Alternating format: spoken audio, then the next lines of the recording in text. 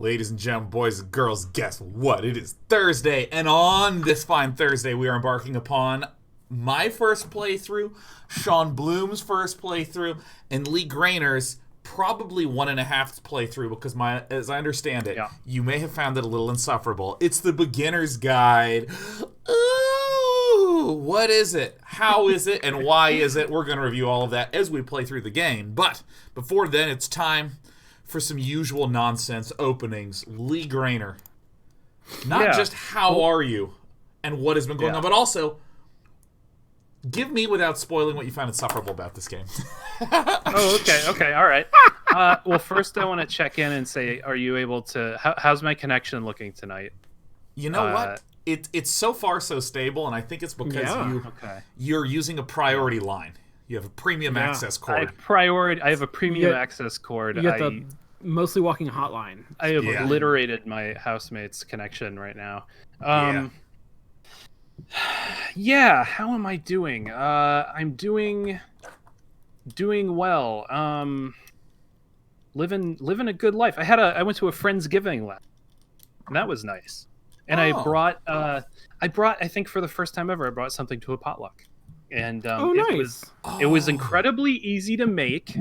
I made it there, and it was one of the most popular things. And so right now I'd like to bestow upon you this handy holiday tip.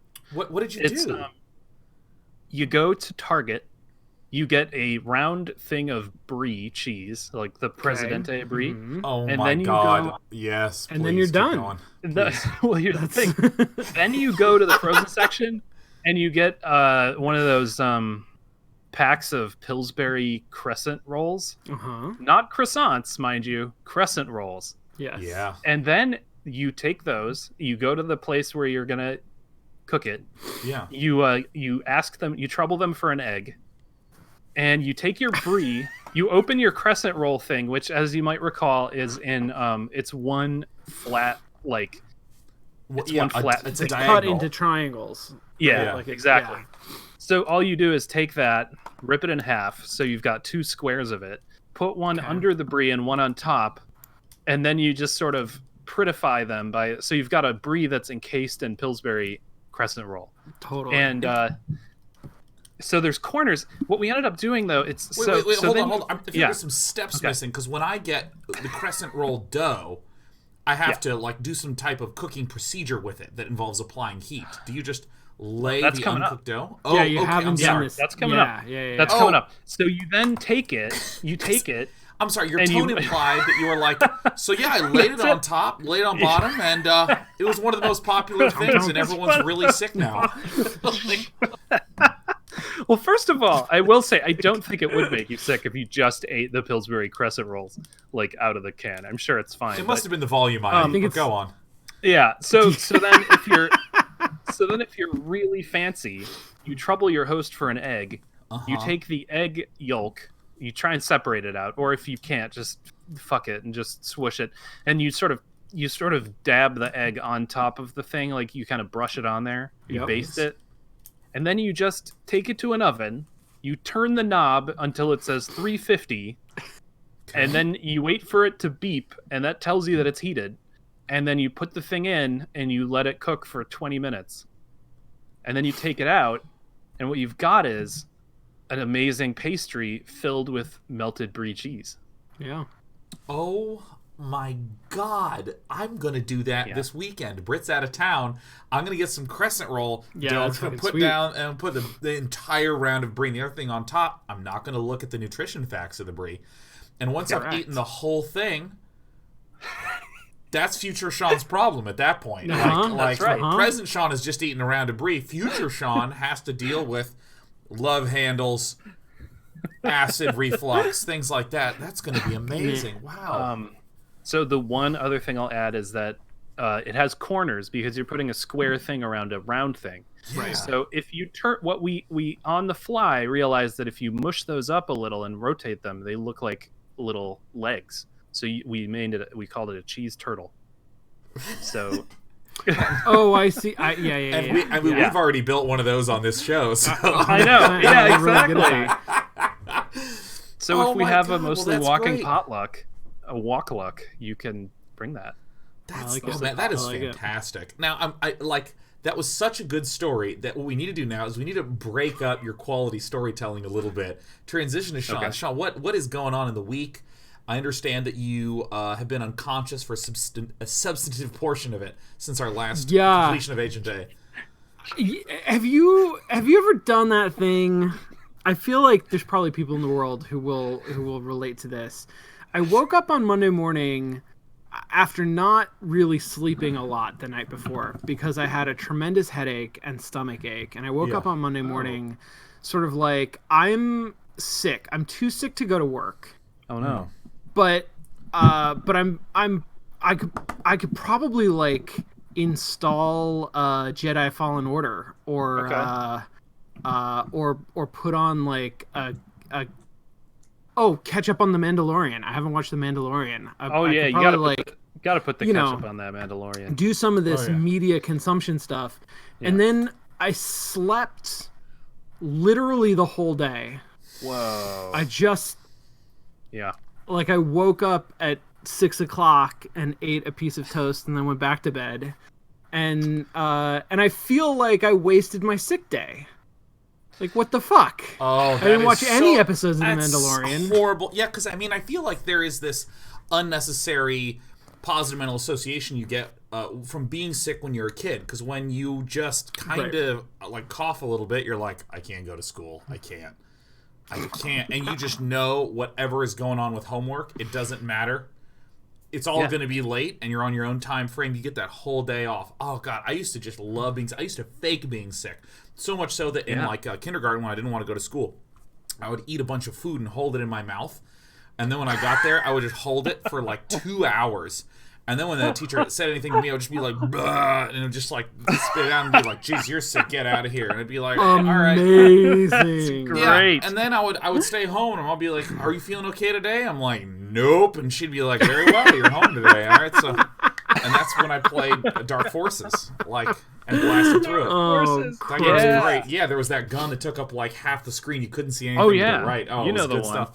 Yeah, and so now when you're an adult, I still want free days. Like, I'm sick. I need to just watch cartoons all day. I don't get to do that. And when you are actually sick and you sleep the whole one, it's horrible. What it feels like is Monday was deleted. Yeah, right, exactly. Yeah. Exactly. And I'm still tired is the fucked up thing about it. Like, I slept all day, but because I was sick, like, none of those hours of sleep count either.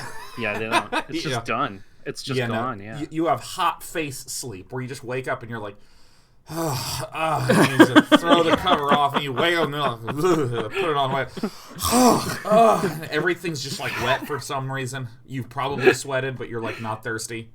Oh, it's terrible. I'm sorry to hear that. Well, you check in with your body and you're like, "Body, what's going on?" And your body's just like, "I don't know. You evolved this way. I don't know. This is how work gets done, I guess, around here." God, I love ever since I got into machine learning at the start of like last year, I love reading about ways in which evolution just found really stupid, like tiny steps away from sure. Just like completely busted, broken, degenerate qualities. Even basic things like knees just don't work. Knees suck.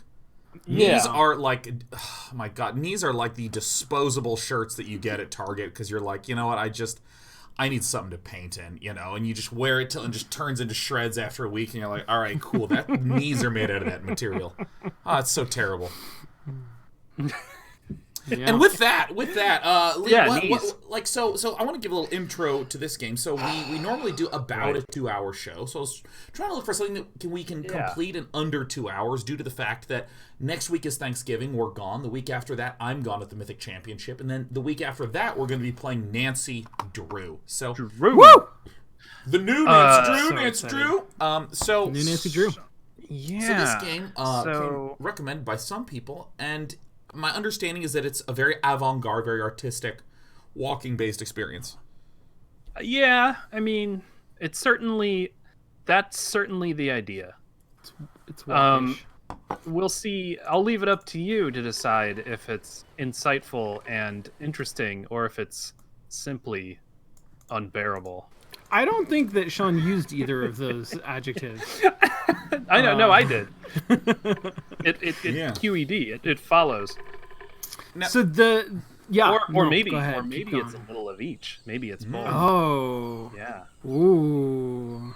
I will go on record saying that I played this game and I do not like it. I am an avowed detractor of this game, but I also recognize that other people do like it, and there's no way that the two camps can convince each other to change at all. So, there you go. It's a forever war. The tribal battles are rough.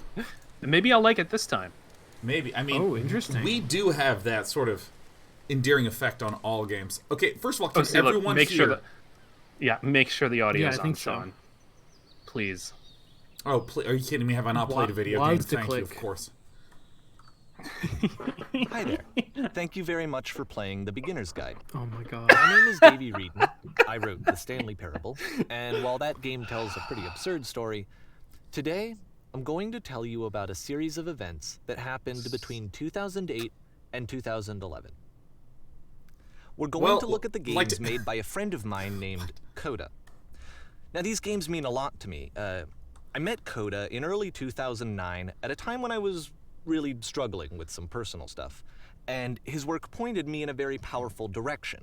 I found it to be a good reference point for the kinds of creative works that I wanted to make. Thanks to our fourth host for being here with us today. This is, I think, the first game he ever made. Yeah. It's a level for Counter-Strike.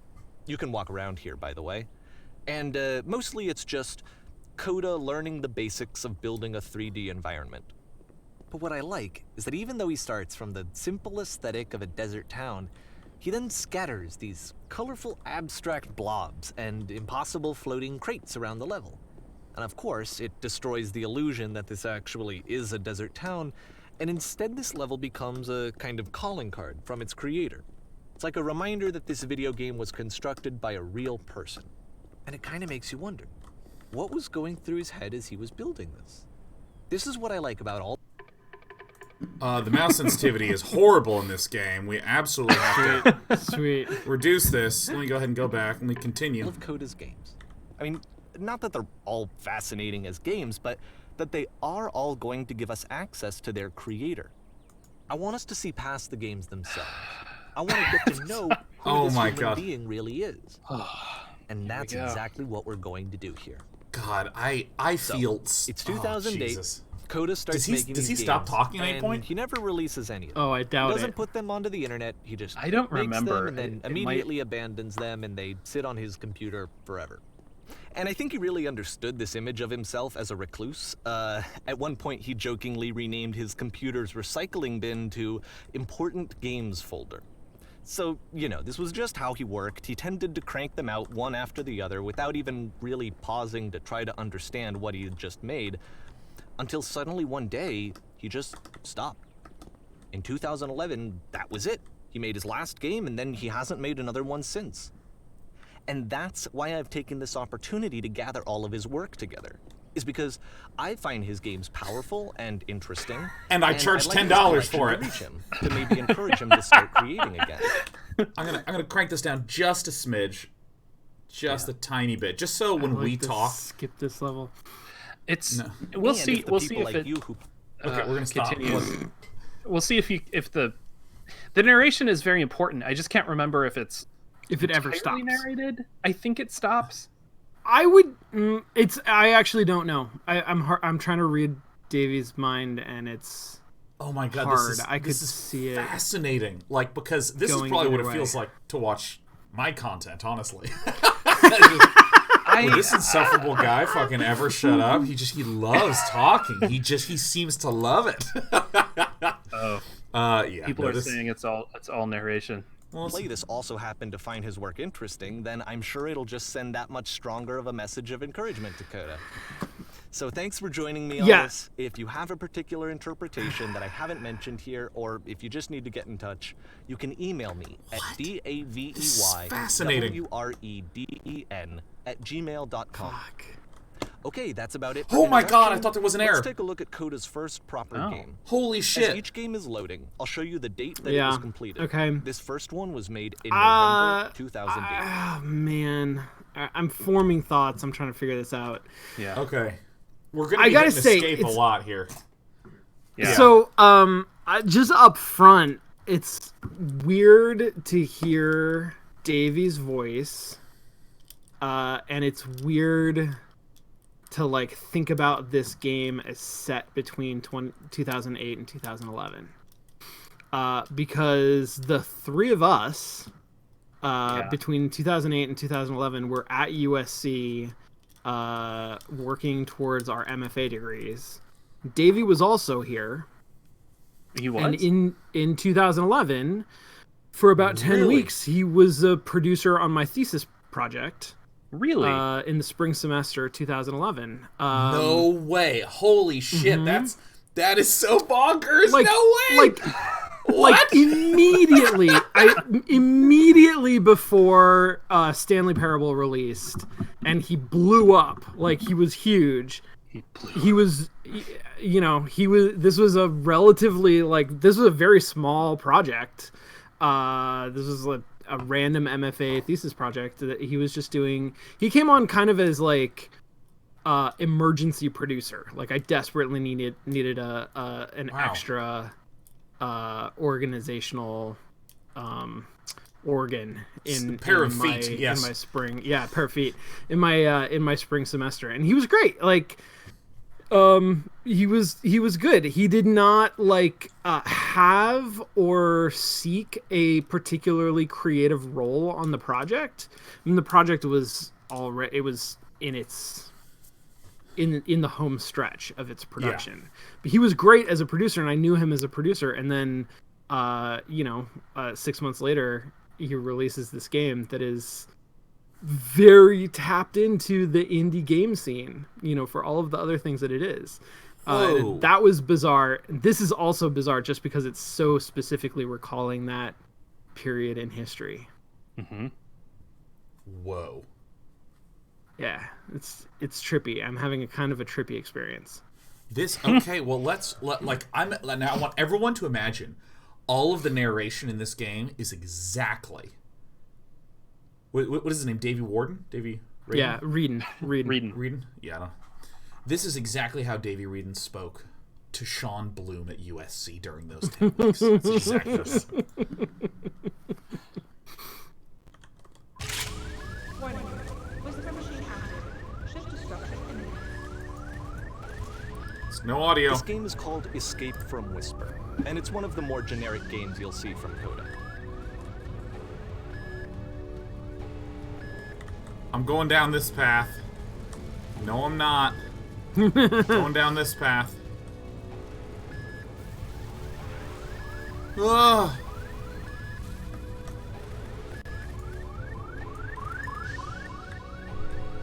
Alright, I'm still going. Huh.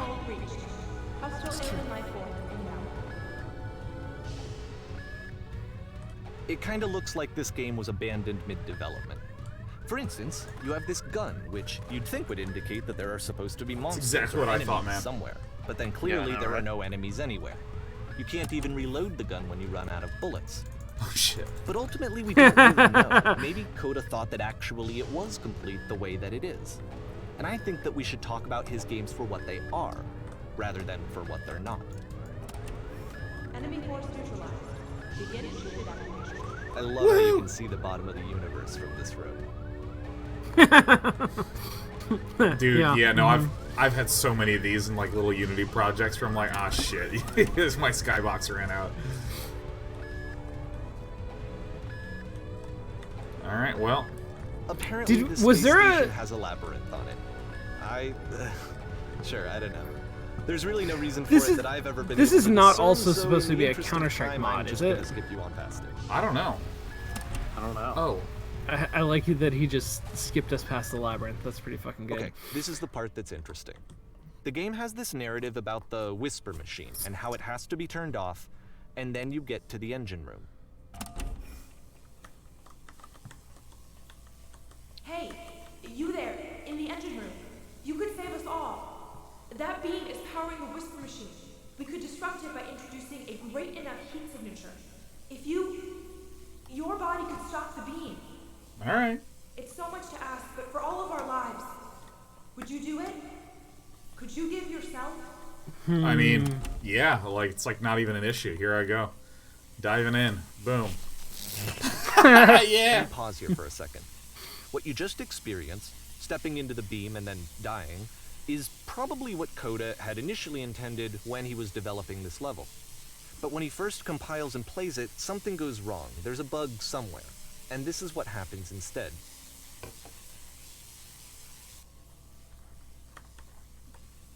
Here I go.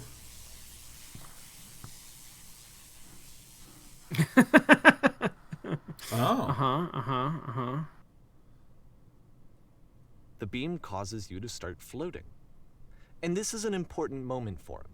Because yes, this is technically a glitch, but Coda identifies something human about it. Like how small it makes you feel in the face of this larger chaotic system. Or this floating could be the afterlife, a peaceful place, juxtaposed against all of the hysteria that you've just had to traverse.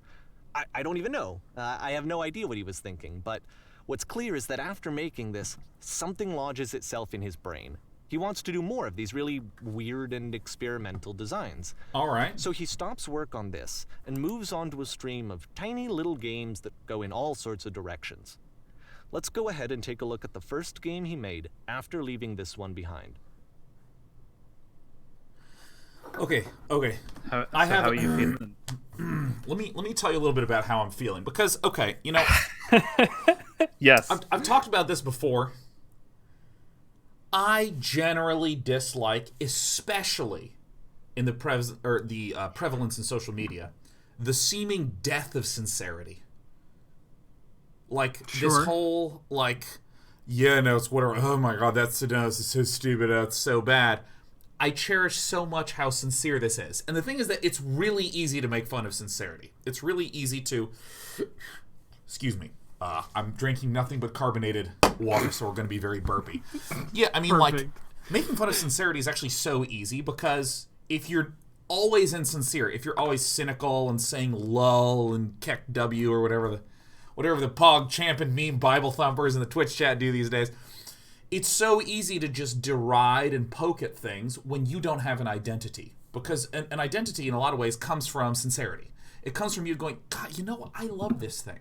I care so much about this thing. By the way, chat, thanks so much for helping me out. You guys are the complete embodiment of exactly what I was talking about. Big hearts. Perfect. But I mean, someone took the time to assemble a whole bunch of incomplete, nonsense-ish sort of games just to be able to talk about it sincerely. That's kind of fucking great, right? And is this easy to make fun of? It's one of the easiest things I've ever seen to make fun of in my entire life. In fact, there's part of me that just wants so badly to do nothing but just be poke fun at things. But I don't think that's because it's stupid or bad.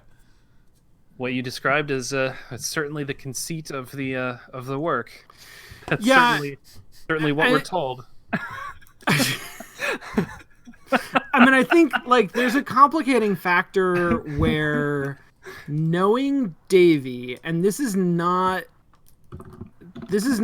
relying on personal knowledge. This game, when it was released as a game by Davey Wreden, creator of Stanley Parable. And so everybody who goes into this game has that context. And so I think that I have extremely low confidence that Coda is a real person. I would bet pretty strongly that there is no Coda, that Coda is an artifact that Davey is using in order to talk about things that Davey wants to talk about, which I think he is genuinely interested in and are genuinely interesting. And so I think there's a level of sincerity in his intent, but I think he is using artifice in order to construct a reality in which he can sort of share some sincere thoughts. And then I think some of these thoughts are less sincere than others, that he is using deliberately for effect in order to create the kind of experience that he wants the player to have. But I think those are mixed in pretty well with some things that are genuinely sincere. So now how do you feel, Sean? I'm interested. I like media more than anything that is interesting. Yeah. Okay. All right. I can't move. I'm down with this this. game, you can only walk backwards. Fuck. Okay. God damn it. Oh, man. All right. The past. So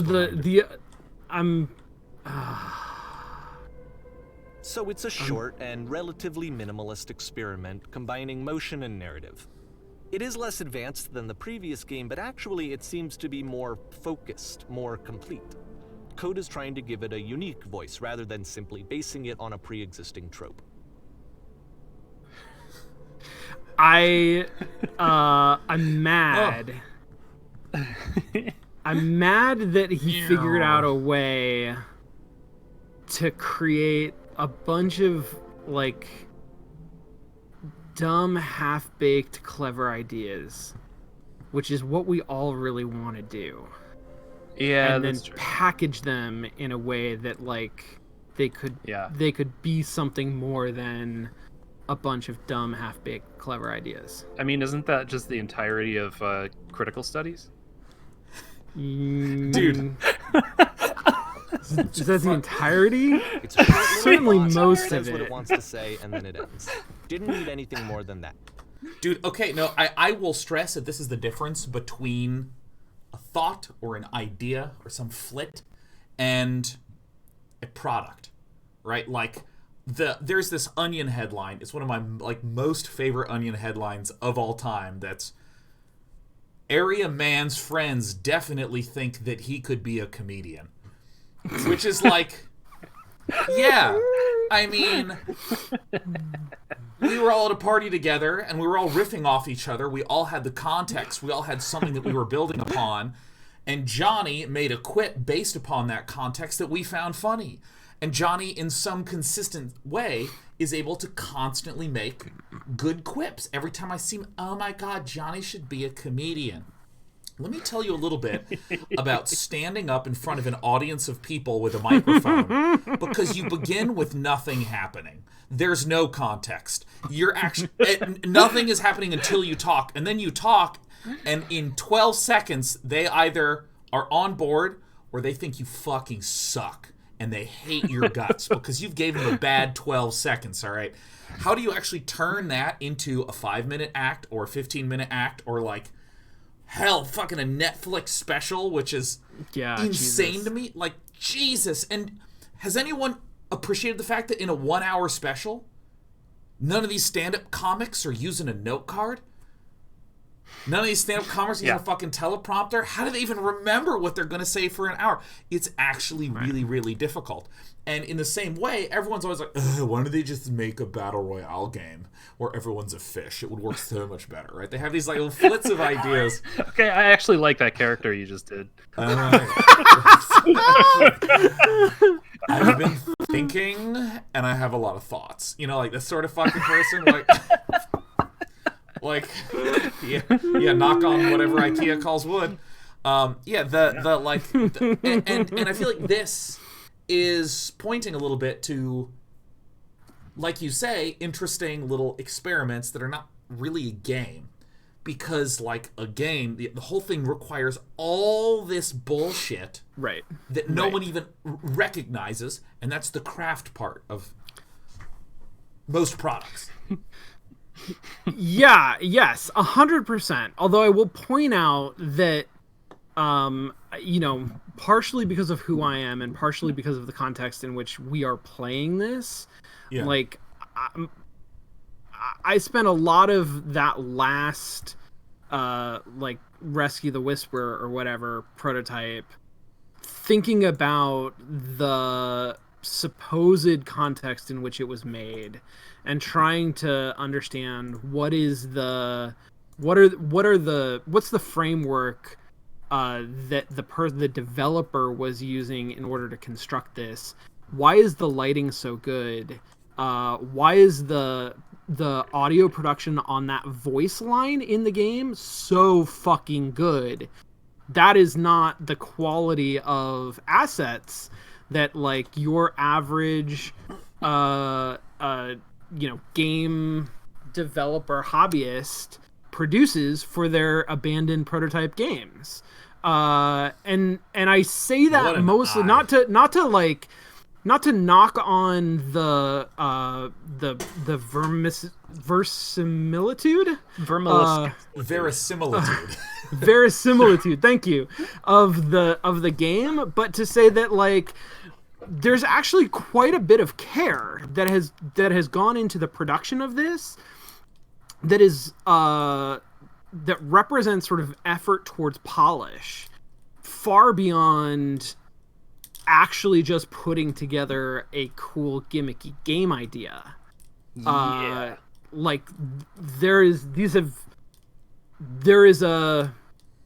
one perspective by which he's taken those cool gimmicky game ideas and then turned them into a game with all of the extraordinary extra effort that implies. On the other hand, like a lot of the interactive shit in this, at least so far, is like this is incredibly guided in a way that is different than a game typically is, and what we think of as a game. It's like a tour. It's like a game tour. It's a tour. Yeah, no, it's exactly what it is. It's like a. Why it works. It's a which I fucking like that. Like I enjoy those experiences. I like to go to a museum and go on the audio tour. This better not be fucking scary. What is the actual length of this of the beginner's guide? I think it's under an hour. I think it's like about an hour. So it's gonna take us like so we 4 or 5. Yeah. Just want to make sure that we can be.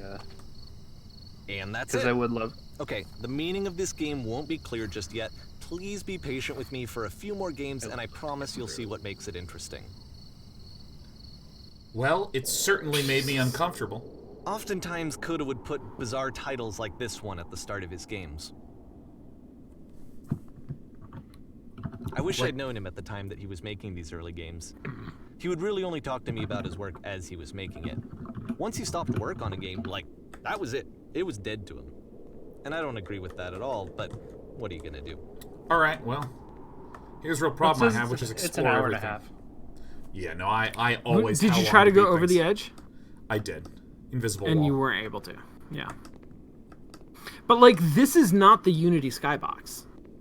It is designed to look like the Unity skybox, but it is like somebody put effort into polishing this up.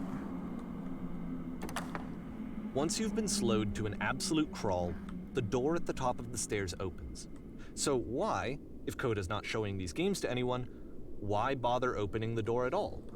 Well, to show you, I'm modifying the game here so that when you press enter, it'll bring you back up to full speed so you can enter the door for yourself. Well, let me tell you, I hit enter immediately. Like, that was not an issue for me. Yeah, of course.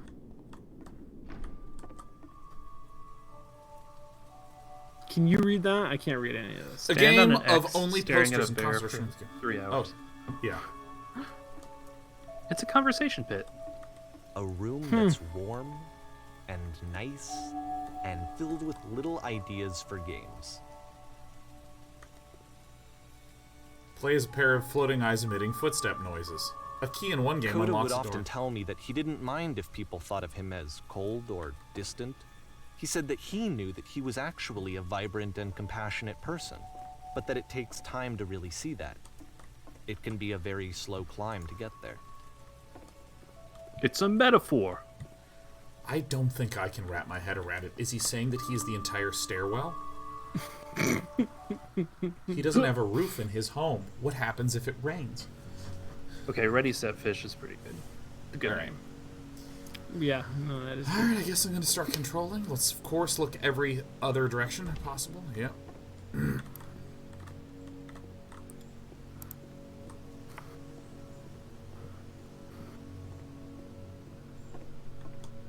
A lot of recessed lighting.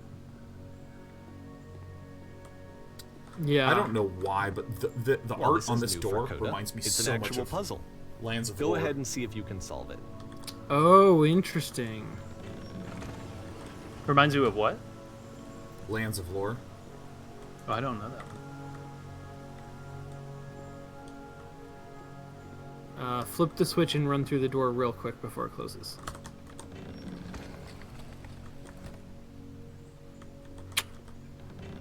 Don't forget that solution, because we're going to see this puzzle again soon. We're going to see it a lot. All right. Oh, shit. That's the Davey reading I love. All right, here we go.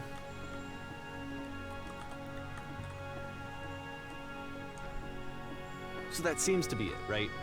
You walk down a corridor, you solve the puzzle, you get to the end. Simple enough. Alright, now I'm going to modify the game again so that when you press enter, it'll remove all of the walls from this room. Okay, I'm gonna press enter. Oh, sick.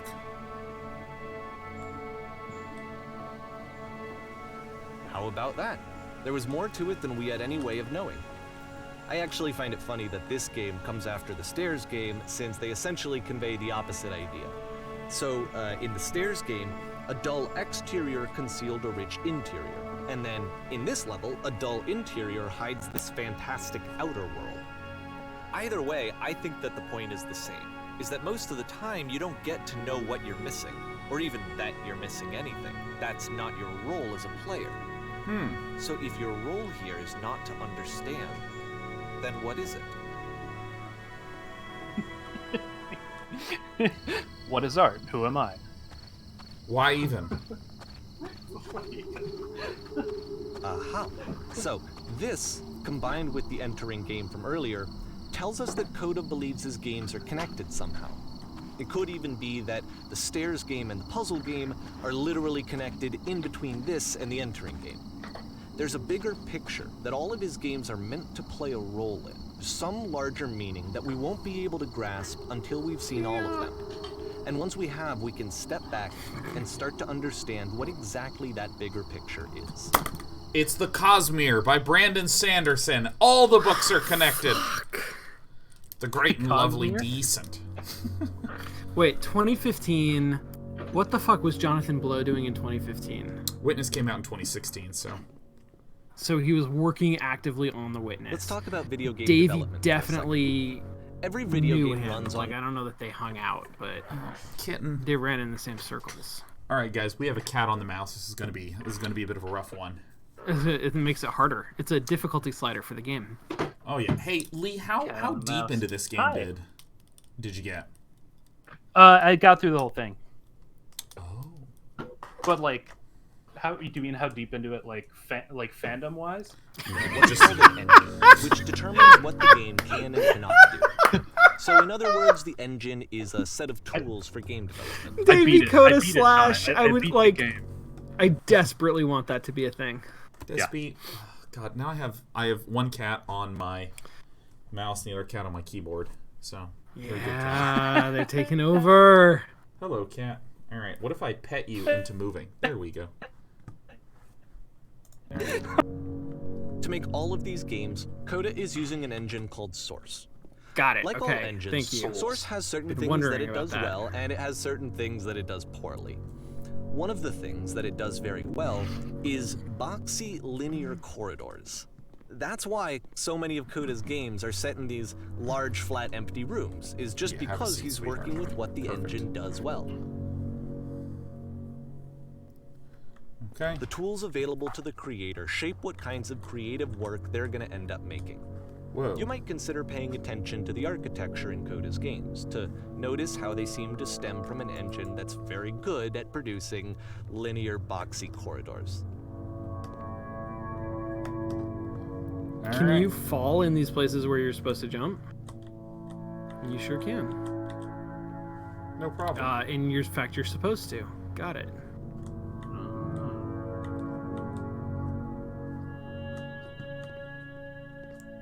All right, well, that was the speed run, everyone.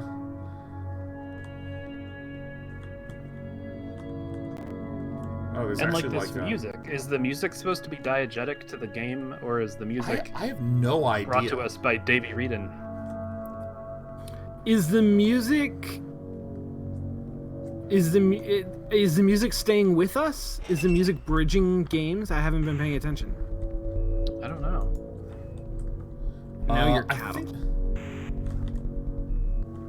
I mean, this does look a little bit like an abattoir, doesn't it? A what? A slaughterhouse? Oh, those are called abattoirs? Yeah, if you're pretentious as fuck.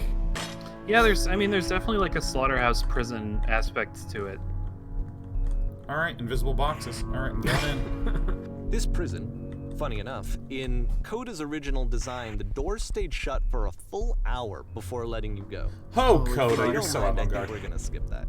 Don't do this. This is something Don't that do we that. argue about a lot. You know, whether a game ought to actually be playable, whether it means anything if no one can get through it. Has it And got I would you? always defend that, you know, No, it's all just this that work it's goes into the game.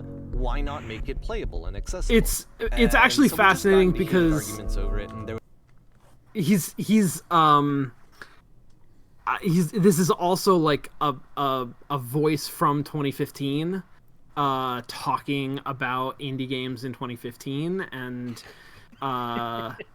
channeling Jonathan Blow through Coda in order to construct an argument against Jonathan Blow, which I appreciate, but it's also sort of like wildly it's wildly of its moment, and it's sort of like this, it feels very constructed. Was there like a Twitter war about doors staying locked or something? No, but I mean, like, okay, so maybe this is the war that I harbor in my heart more than anything else. But like, this is the fanfic. Remember that there was a puzzle in fucking Braid that required you to leave your console on for like 15 hours. Yeah. To be able to solve the puzzle. About. Like, yeah. this is a pretty clear and direct reference, if you ask me, to that and that style of indie game dev.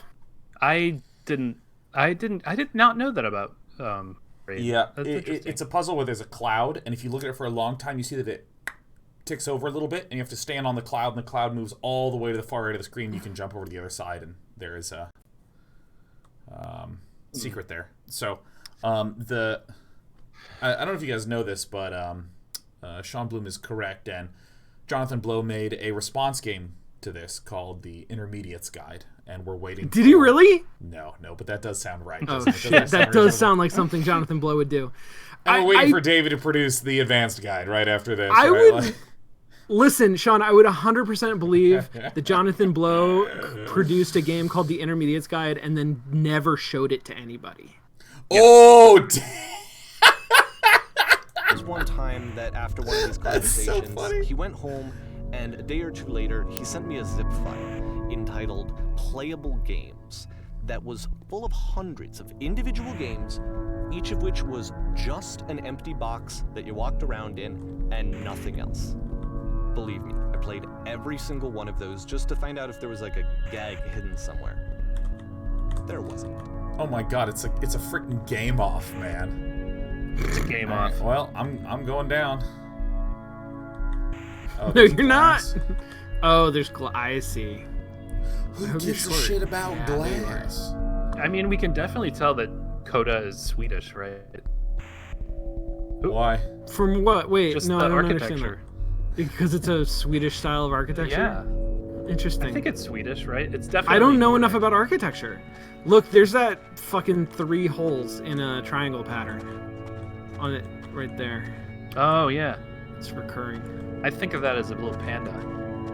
As a little It's the panda, puzzle yeah. Panda face. With the exact same solution as the last time.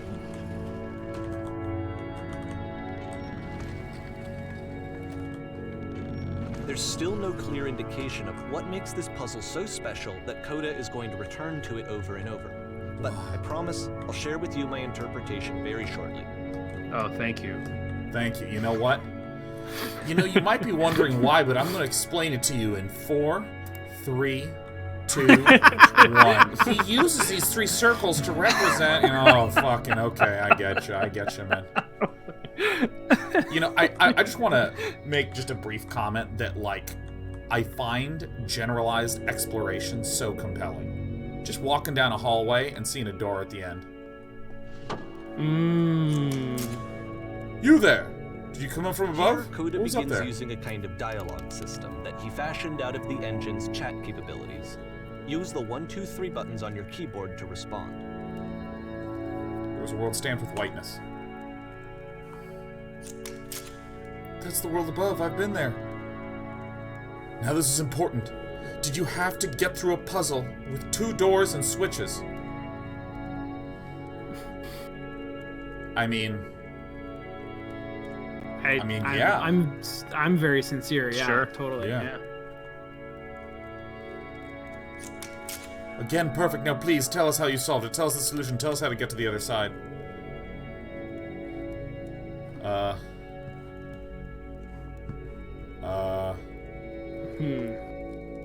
What?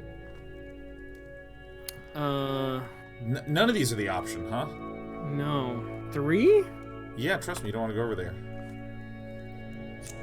Oh no, but I do, we do, we need to get there. Do you understand it's the most important thing in the world? We have to escape this prison. There must be an ending. I promise you, there's nothing I want more.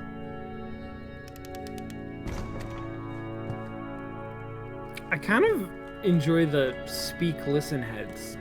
Yeah.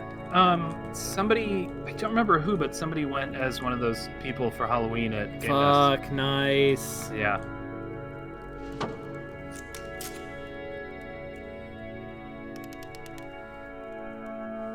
What?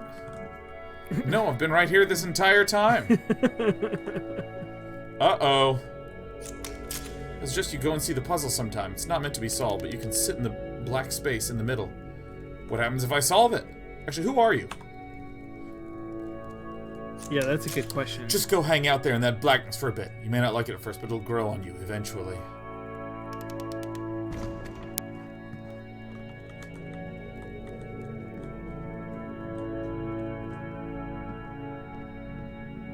Plunk when they turn. It's pretty And nice. so we make one last descent down to the final floor of the level.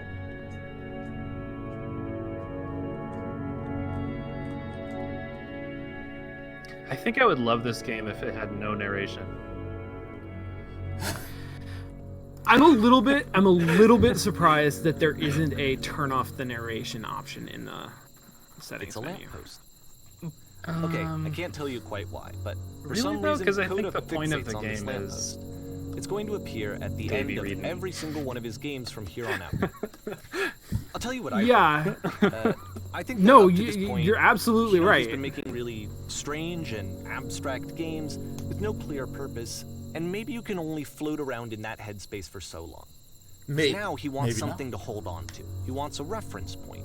He wants the work to be leading to something. He wants a destination, which is what this lamppost is. It's a destination.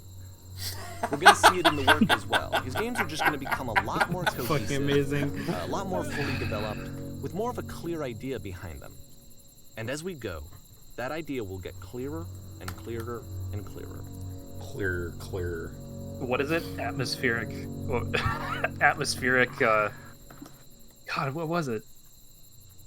What is it that lets you know how far away something is? Oh, diffusion. Atmospheric Aerial diffusion. diffusion. Aerial diffusion. Aerial diffusion. I bet that's a lie.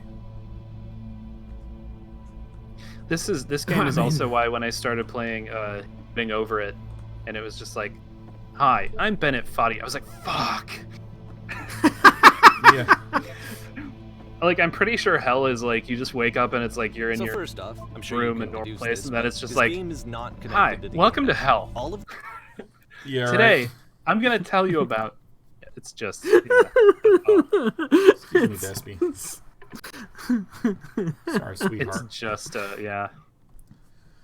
It's All right, just a well. game developer telling you about the experience that you're having.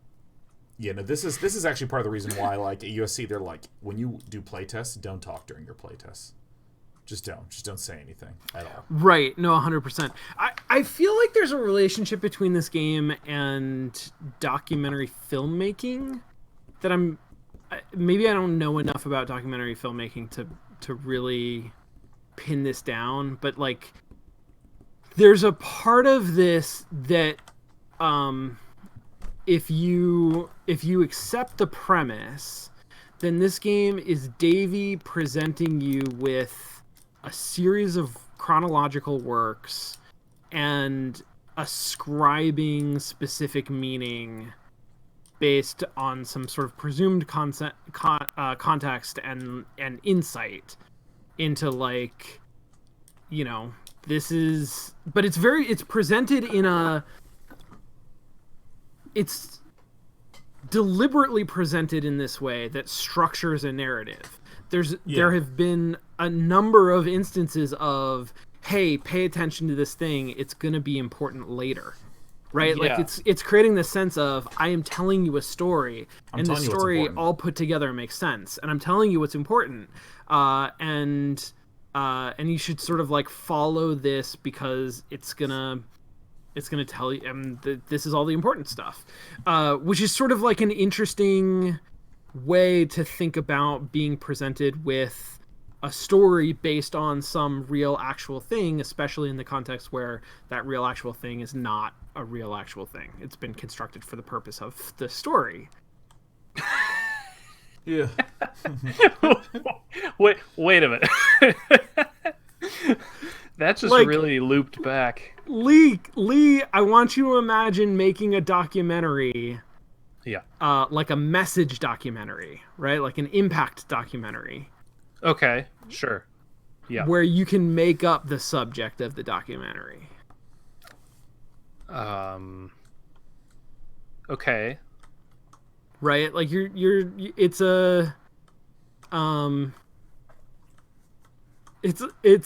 akin to trying to like argue a point in a debate where you're allowed to just make up facts to support your argument. But isn't that like super uninteresting because it's just arbitrary? Is it? I mean, is it just arbitrary? Isn't it? Like, is there because I think there's potentially value in the construction of those fictional facts to support a theoretical argument, right? Like, because he didn't just slap this together. Like, he spent a lot of fucking time constructing this goddamn fictional, like, world to support the argument that he wants to make. This, to me, feels like House of Leaves. I've never read... Damn. Fuck, no, this... Okay, don't read House of Leaves, Lee. Oh my God. Stay far away from House of Leaves. I'm gonna got. I want to see what the fake internet nerds say. No, let's do it. Let's do this. By Coda. This was actually the first game of his that I ever played. This was shortly after I met him at a weekend game jam in Sacramento, where I grew up. I saw him working on this very level, and it was just so different from anything that anyone else was doing. So right away I was like, I have to be friends with this person. In retrospect, I think I was probably a bit too pushy, trying to get his attention. I was over-enthusiastic. But he was very gracious about it and very patient with me. I'm walking by all these, and I don't care. Cooled off eventually. Feel free to skip over any of these notes if they're not doing anything for you. Nothing extra is going to happen if you read all of them. Thanks. Either Good. way, to me they convey a sense of loneliness. Yes. I see this person who's filled with thoughts and feelings and beliefs and has no way to express them except as scattered and invisible unheard wall. voices in a game that wasn't meant to be played. Where's my run button, man? That's what I want to know. But it's ironic, isn't it, that in playing this game and seeing how alone Coda often felt, that we get to know him better and actually kind of connect with him. And I have to be honest with you, this idea is really seductive to me. That I could just play someone's game and see the voices in their head and get to know them better and have to do less of the messy in-person socializing. I mean, isn't that just get to know you through your work. That's I podcast. think this is why I always liked Code's games. Yeah, I mean, this is like a diary. Because it felt like they let me have that connection. Yeah. I felt as though he was inviting me personally into his world. Now we just And need to then get I feel Davey less Reedon to lonely, do a Twitch stream of this recording of us playing this game. Right. No. Yeah. Yeah, it's totally. so good. It's just so many layers back, man. Yeah. Yeah, I mean, like, I really love the idea of when you get a million people together and ask them to make a joke, all you get is 6 out of 10s, right? Like, if you... Right. I Totally. mean, and for any of you who are wondering, oh, sure, you can't possibly say that's true. I can. Go to Reddit, open every thread, and read every top Reddit comment, okay? None of them are like, that is legitimately hilarious. You're like, ha, that's pretty good. Like, and you never... No one has ever read anything on Reddit and laughed out loud. That has never happened in the history of that website. Wait, except I have. for the first 2 weeks. That's, you know what? Lee lies. I did it. I lied. At the Yeah, end of no, this level, we're that's going not to see true. the puzzle again. And here, I'll tell you what I think the puzzle means. Oh, What does good. it mean? Each of these games represents an idea that was on Coda's mind at the time that he was making it. And the puzzle is a way of closing the door on a previous chapter of his life before moving on to the next one. Wow. In each of his That's games, so fucking after insane. exploring a theme that, he might find difficult, Coda can then place this puzzle that he knows has a reliable solution, he understands exactly how it works, and so it gives him a simple mechanism for moving on. Sure. And because there's this dark area between the doors, a space between spaces, before you move A on, liminal pause. space. Just for a moment, a few seconds to reflect on and let go of the events that led you here. To step back and connect the pieces together. To grasp at that elusive bigger picture. This is I'm going to finish this is that a thought real scathing fast. indictment of academia. Yeah, no, I like if you get a million people together and say make jokes, and I know I'm exaggerating with the Reddit thing, but for the most part, I'm totally fucking dead on the money. But like, if you leave someone alone and just let them, okay, so that's for humor. But if you started to apply it to projects or stories or various other structures, you get a whole lot of like, what Mark Bowles would call like the 7 out of 10, right? You get more or less the solids, or the 7 out of 30. Sorry. But like, if you leave someone alone and they just keep pushing in some direction, you get shit that's like fucking weird and interesting. And like this whole level, totally, it has a resounding perspective. You just get through that weird, snaky corridors of like places up here and down there, and a lot of places you can't get to. And I'm like, I haven't really seen a lot of levels made like that, especially that has this sort of like walking structure. Bloop, bloop, bloop, bloop. Bunny hopping.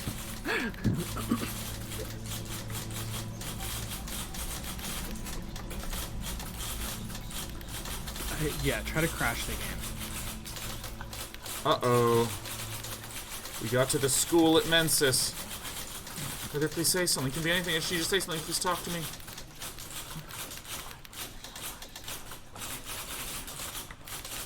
Speak! Speak. This game is connected to your mushroom. Words. Okay, this one is tough. It's gonna kind of just spin its own wheels for a few minutes. Hang with it. It's Half-Life 2. It's the beginning of Portal 2. Portal 2, I mean. It's Half-Life Portals. I can't remember how Half-Life 2 starts. Doesn't it? It starts in like an apartment, doesn't it? Yeah. I don't know. And then it opens up and you're inside of a thing. Yeah. And then you have Watson, Wiley, Watsy guy, W guy. That's such an amazing just summary of all first-person shooters. It opens up and then you're inside of the thing. This is it, the whole game. And there's nothing that's particularly interesting about it. You just walk to the end of a hallway. Except, for some reason, Coda gets really fixated on this prison that has all of this modern furniture. And I don't know why, but he decides he needs to revisit this prison. He's gonna start over, use the same assets, turn it into something else. Okay, cool. Here's version 2. I'm ready for version 2. Somebody just rang the doorbell and I'm just so not answering it. That's what I'm talking about. Yeah. Oh, here's the dialogue system again. Let's put a TV with surround sound. Man.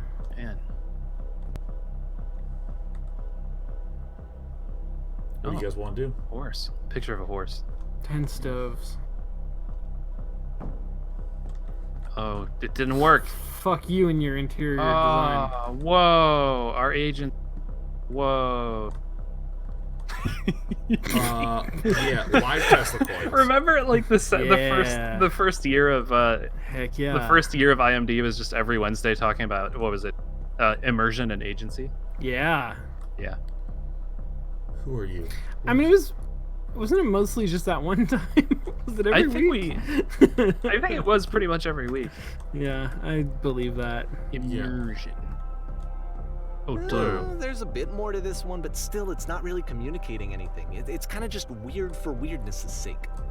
I mean, I think it communicates a lot. Maybe Davey best at reading these. So okay, he throws it out and starts over. This time he comes at the prison idea from a different direction. I mean, I'm impressed at someone's willingness to make this many sketches. No, totally. It's pretty cool.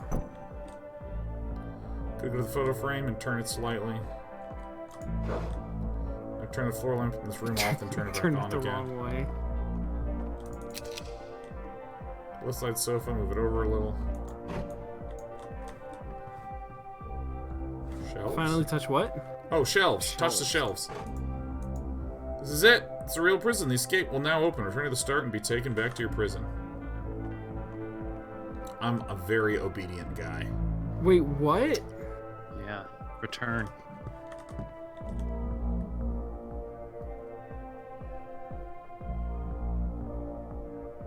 And of course, now the table is gone and you can't begin the chain of events to escape. Here's a version where there are no bars, but you can't actually get to the well. And then a version where the inside of the prison is the outside and the outside is the inside. Let me just blink you real quick through a few more of these. I mean, he really unloaded on this prison idea. There's nearly a dozen of them. Personally, like, this sequence is a fucking rad. I'm so into this. Unraveling through their work.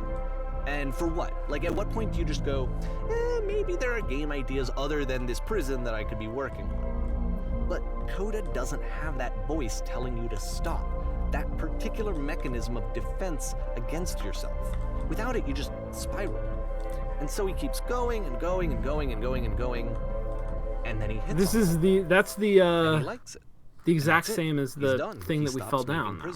Yeah. This is the very last version of the prison game that he created, and the reason I think it works is that the prison is not actually in it. I feel like this is an act break in the beginner's guide, or something, right?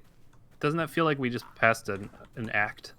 Maybe. Yeah, I could see that. I mean, there's definitely a deliberate structure to the game, like a flow to the experience. I think that is probably exactly what that is. Oh, and the music was outside of the For that whole sequence, it certainly was. So the music, I think we can read that kind of music as driving the narrative of the beginner's guide. The documentary rather than the sketch.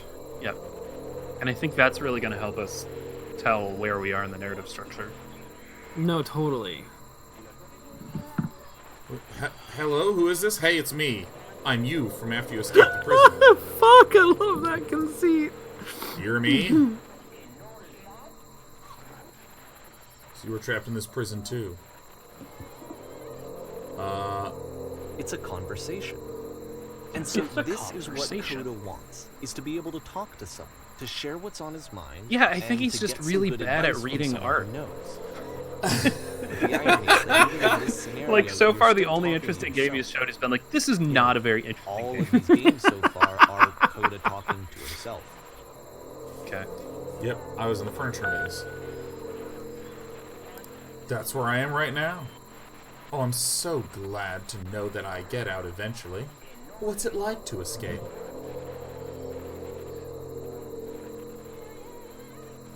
It feels like being completely still and wildly in motion at the same time. Boop. Sure, that sounds good. Do you feel any different? Sometimes I'm scared I'll go out and then some things will be exactly the same as before. It actually does change. I don't feel like the same person at all. Oh, good. Oh, good. Oh, good.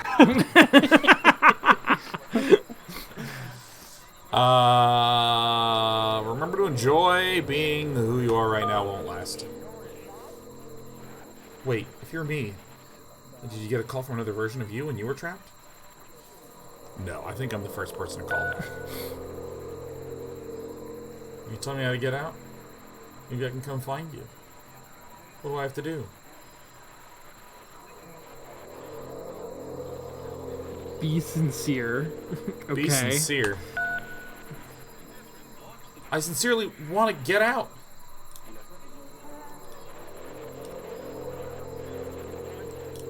So you can't know until you're out. But I promise it works. That's pretty good. Pretty reassuring. Sincere about what? About dogs. It's exactly what you need to figure out in order to escape.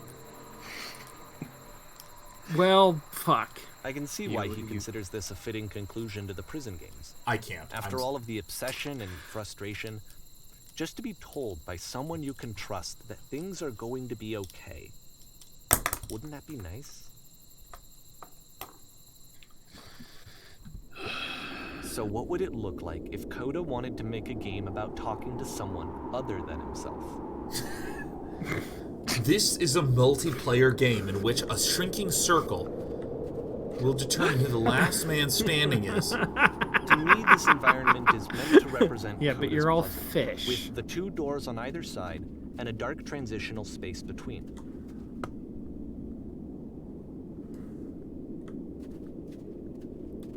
Breaking into your room. Oh, my goodness, I'm glad as all heck that you showed up.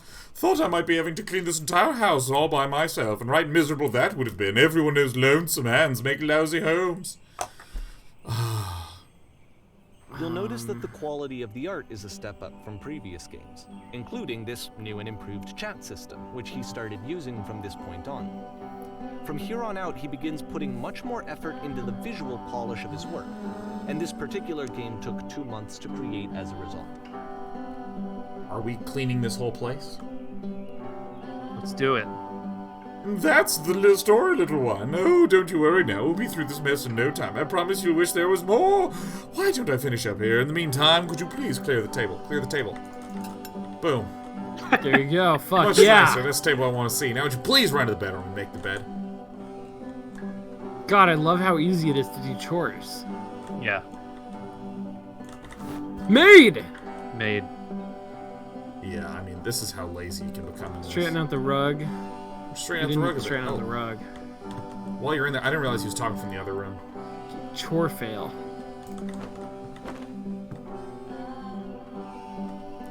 Do you enjoy being a house cleaner? Well, Well. I don't enjoy it so much as I need it. While I'm working, I feel a kind of calm that rests in the pit of my ribcage. My soul just can't be soothed any other way, it seems. Which I guess is about all that matters. Oh, that and tidy couch. Would you straighten out the pillows on the sofa here? Oh dear, looks like someone spilled a drink over by the couch. Maybe mop that up while you're there. Mop that fucker up. I feel compelled to share an incredibly cheesy personal insight. You okay with that? Alright, which one?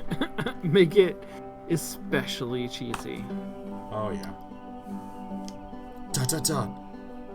Dot dot dot. This is a lot of build-up. No. No, it was stupid. Sorry, never mind. Hey, these dishes need to be washed. Why don't you come do that? I feel like we're doing a lot of the work here. Yeah, last I checked, the tub needs a cleaning. How about you scrub it down as best you can? No need to be perfect. We're all human. There's still books scattered on the floor of the bedroom? No problem, dude. I'm taking care of it. Yep. Perfect. Easy. Clear those dishes off the table. After the intense set of prison games, this house cleaning level almost feels like cleansing. It's the moment after a particularly difficult or cleansing? traumatic experience where you just need to let it sit and digest inside of you. and eventually cohere into something meaningful. Are all houses this easy to clean? Tell me about it, man. I just sped run it. Fuck yes. Darling, let me tell you something. In your lifetime, you're going to clean a lot of houses, and among all of those, a few of them will stick out as truly wonderful, beautiful experiences, and none of them will be the ones that were easy. Just something to think about while you smooth out the rug in the bedroom. I know that Coda really liked this game. Of all of his work, actually, this was the only one that he called me up to ask me to come over and look at it. This was during a period of a few months where he was, grossly happy all the time. Just walked around with a constant smile on his face.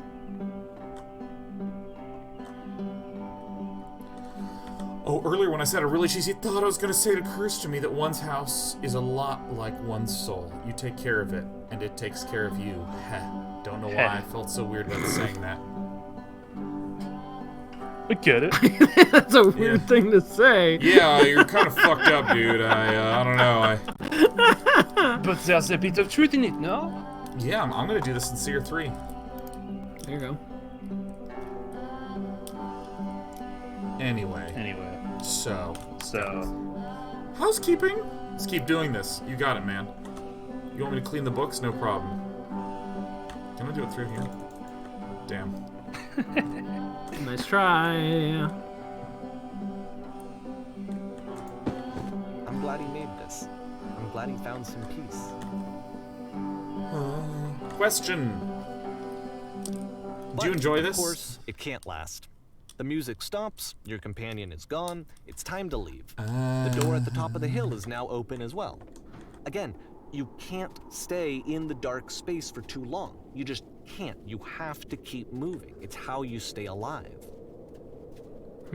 All right. Why can't you stay in the dark place? What happens? That's actually what I plan to do this weekend. Yeah. Just keep moving to stay alive? Yeah. Stay in the dark place. place. Which is the whole point of the puzzle doors, right? That sooner or later you have to pick up and move. I really thought that was the point of it.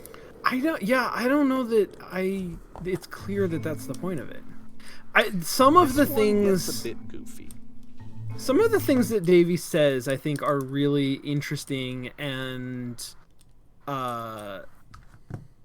reflective and sort of borne out. And some of the things that he says, I feel like, are him just saying things on top of stuff that's happening.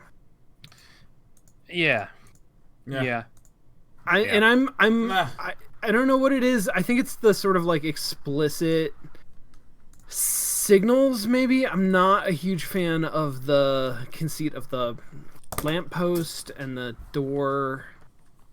Yeah, and right, there are, I think, more interesting readings as well of some of these things. Which I don't know if that's I don't know part if of the point. Part of the point is that, or but I mean, he's constructed an object that it's impossible for you to find fault in it without having to consider whether that was part of the point, right?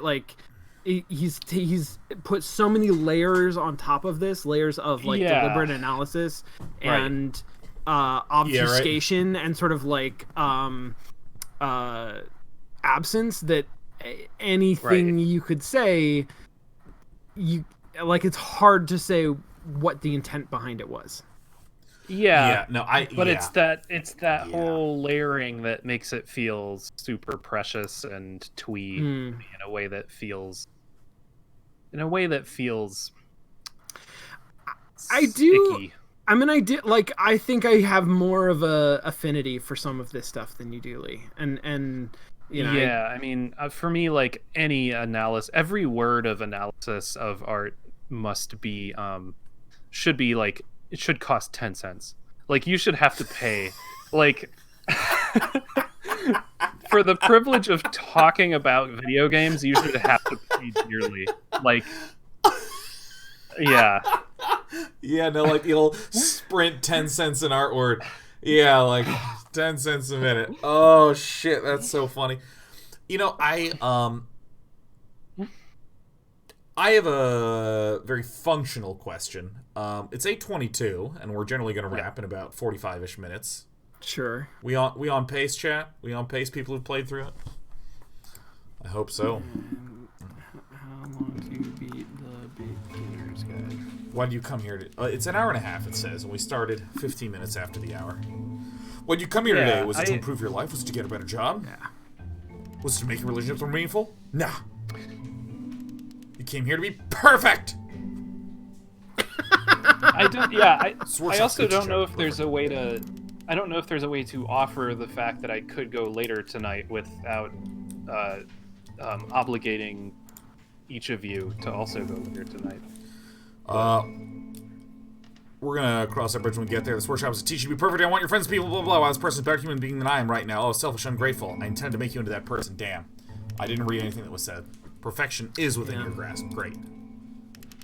Now, the question is not how do we do it, but how do we do it effortlessly. This is easy. So easy. It About is so halfway easy. through the game, the perspective shifts. Being perfect is effortless. That's tight, actually. Is that what it's like when you're teaching? And Yeah. you play as the teacher. Yeah. And suddenly, you discover that your teacher is just as bigoted and afraid as you are. Bigoted. Oh, and also you can move What? around the classroom now. Bigoted. Does that word mean that? Yeah, I Well, don't. must I be feel like I awful. don't understand. I wonder why one is yellow and the others are black. Because is that the? Can you choose the other ones, the ones that are black? Yeah, no, I've been choosing them. Oh yeah. Ew, okay. Grossman developing assist. Ah, just kidding. What if I'm not a good teacher? So is this? Nothing, no. The idea is that you're voicing pretty hard for this things. I feel like it's one of the most relatable experiences that you can have. What? To assume that some other person is perfect and totally fulfilled in every way, and completely miss all of the little flaws that make them painfully human. I don't know. Think about this game a lot. We're all I don't. perfect I don't know that I so- got that one. I know. See, Well, once you know you it's should gone. play the little games, and then you should have to choose from one of three This one took a lot possible longer than all the artistic others readings for of Coda it, to and then make. it tells you It if was you're wrong. Yeah. You should have to choose from three different narrations about that game. to Yeah, figure there out. you go. All right. Months between I this hope and that the last last game in the That's series is twice the as long beginner's as it guide. took him to make any other game before this, and it's not like it's Oh. particularly Oh. complex. So I remember I don't found that a know. little strange at the time. Boy, let me tell you, like this is for any of you who've wondered what an esports event looks like behind the scenes, like this is my view of events, is like walking out like this, hello everyone, but then there's just like actually a shitload more boxes and crew and cords and everything back here. Yeah. This is every esports event I've ever been to. They've always got those metal what do you call it? Like metal framed boxes too. Yeah, I don't know Yeah, what the those are like called. Pelican Casey kinds of things. Yeah. Yep. Those are on film sets. Yeah.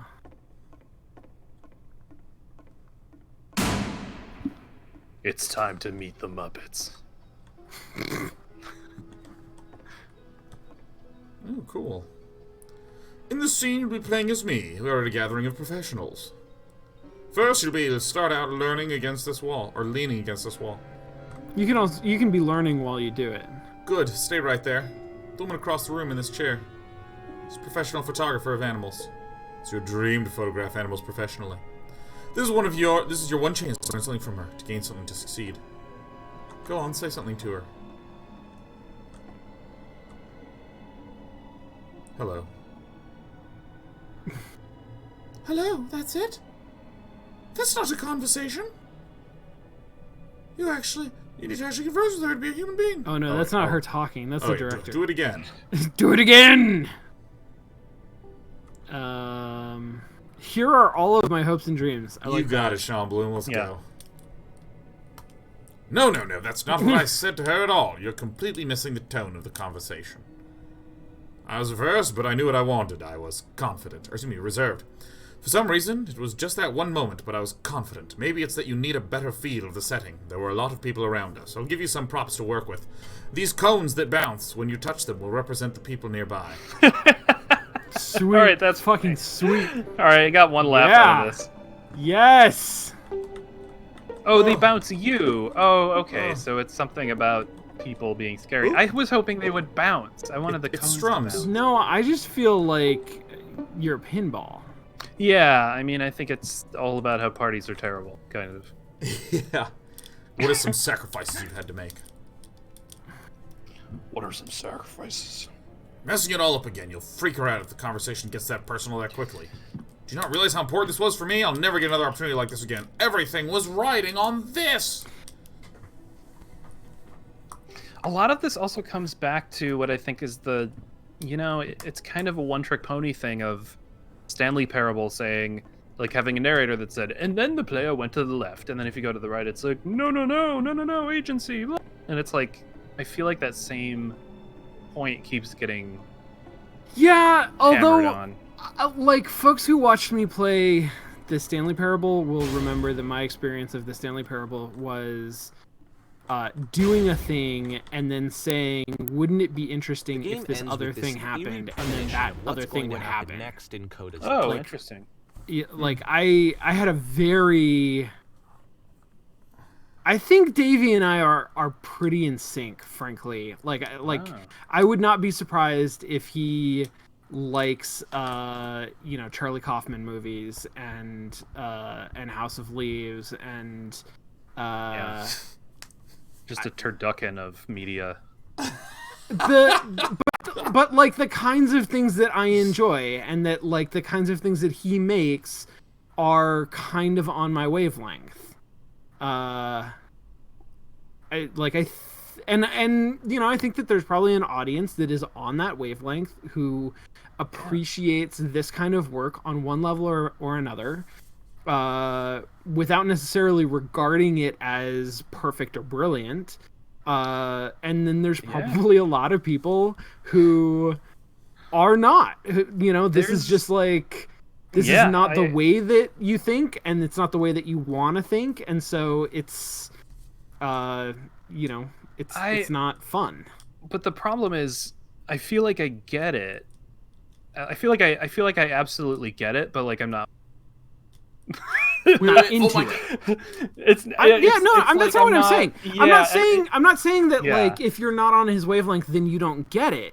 I'm saying if you're not on his wavelength, then you're not surfing the same wave. Like you're not. Right. It's not about like understanding what's being done. It's about appreciating what's being done on like a visceral level. Like this is a thing that resonates for me. Okay. Because for me, the experience is that it's something that's. It's a work. The Beginner's Guide to me feels like a work that is pretentious and insincere, or like not. What is it? Not.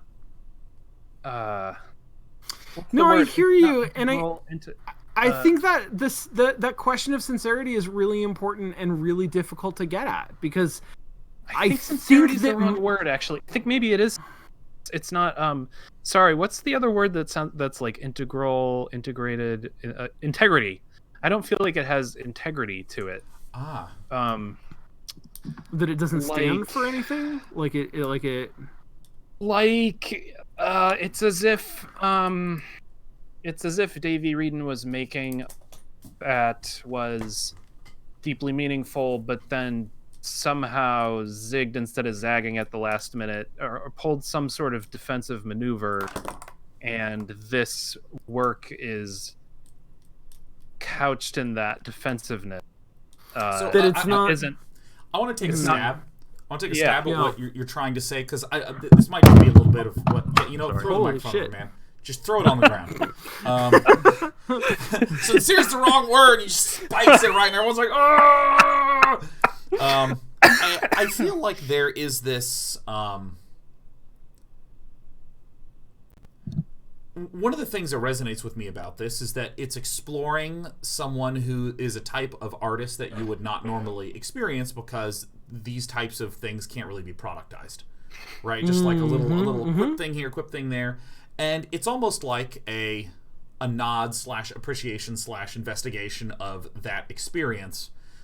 But is it that what you're trying to say is that it goes to a point where it sabotages the whole goal of investigating that sort of experience and makes it almost like elevates it to a level that you go, no, I don't buy it. Yeah. Am I getting even remotely in the ballpark? There. Yeah, you're getting there. But it elevating it to a level where it turns shitty. It's like it's like flying too close to the sun, or like an integer. It's like when you have something that could be a potential improvement for like some web page that you're working on, and instead of saying, "Hey, this is a potential improvement," you're like, "I have the perfect solution."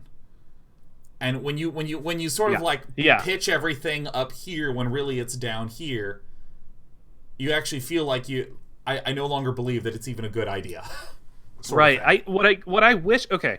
Here's my Jesus, dream, that's the word. Yeah. Overselling. Yeah. Here's my dream scenario. What I would love to do is be in an actual room with actual Davey Reed and be like, "So, beginner's guide, huh?" And what I want him to say is, "Yeah, it didn't quite come out the way I wanted."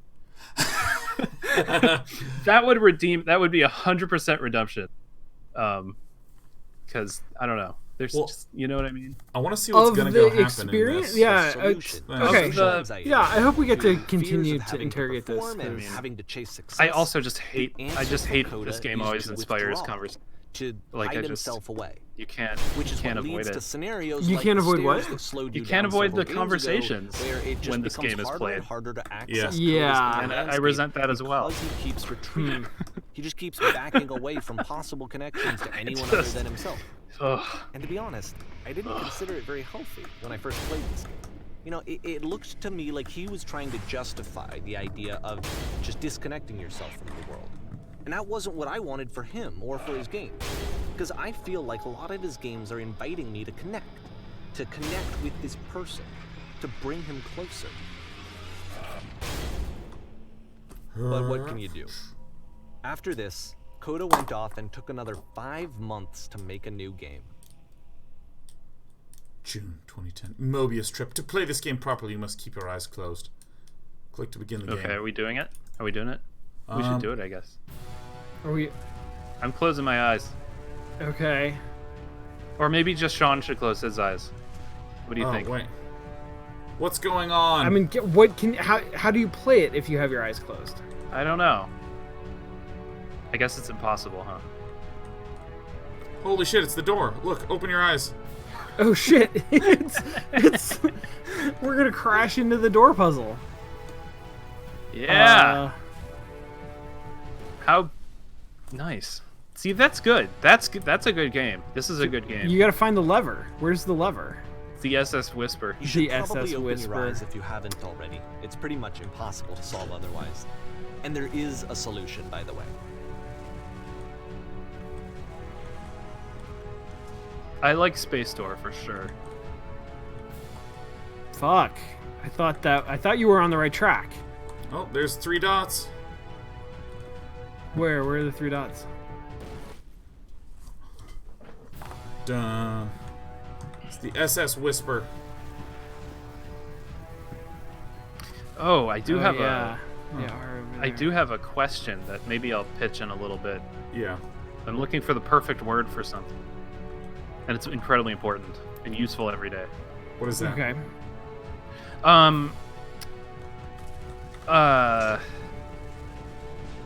It's a word you could use for. Can you jump off? This thing says the only way to stop is to speak.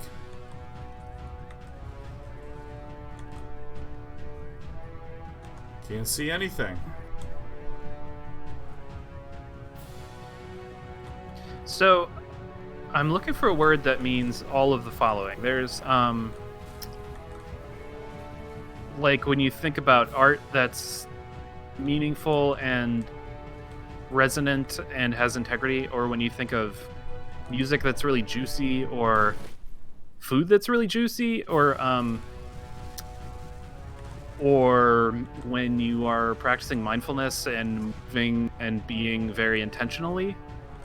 I want a word that describes all of those that's also light enough to use as like a form of slang. Can you give me some examples of situations in which you would want to use this word? Yeah, vibe is a good one, but it needs to be an adjective. The situation is vibing. Is there something on? No, Right, as someone in let me chat explain said. how you're supposed to do this. On either Deliberate. side of the room are elevators, which go up to an upper level. No, no. You have to go up, walk over to the person who's standing there, and then select dialogue option number 2. Oh. I'm not sure. I think I'd use it a lot, but it's hard to think of the situations. Oh. But like, I'd love to be able to point to something and be like, oh, that's First real. Off, he's never been this explicit in his work about exactly what he's thinking. So that's where's full. that come That's from? juicy. But then even weirder, his work has potentially stopped being an outlet. The for him. jubilar. Not like he's having trouble iterating on ideas, but he What is literally that just from? can't think of new ideas anymore. Oh And in my person, he was God. being a lot more distant than usual. Like, you know how sometimes a person will just deflect anything that you say in order to keep themselves disconnected all the time? It was that kind of thing. Here was the point in my relationship with Coda where I really started to wonder if he needed my help in some way. I'm out of ideas. I don't think he needs help. I think he's just adorable. Keep going. Keep talking. I haven't been honest. You're doing it. It's working. I'm alone. Jesus. We're gonna be okay.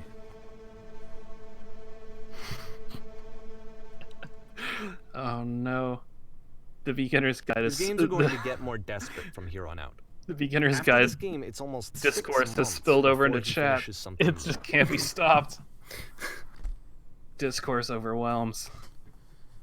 Discourse. Discourse. All right. Where am I? Is this about the CDA program we watch? Where did this island come from? Where did this island come from? That's an amazing question. See, this feels more like our wheelhouse right here. Walking around on It's islands. the unfinished Yeah, swan. a little walking. Yeah, I was Walking. gonna say the same thing. Yeah, man. Fuck, it's so unfinished swan. I'm completely out of... Oh. When I try to create, I feel empty. How about that? Was that you making that noise, or was that the... Both me Is that and an- the game, yes. Oh, An okay. in-game sigh. I'm trying to use this engine that used to protect me to start it again.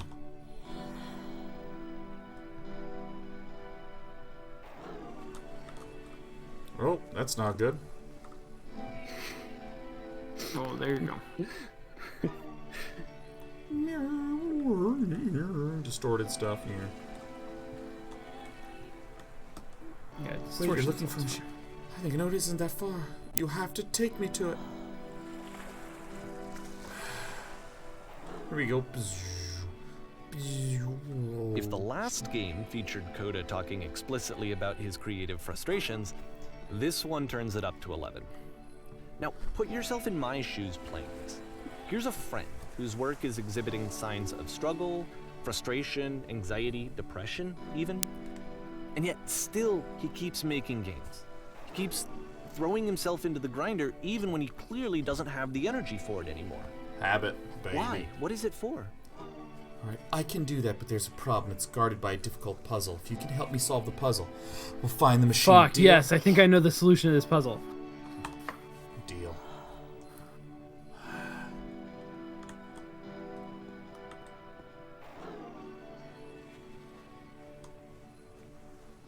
Perfect. Come along, I'll show it to you.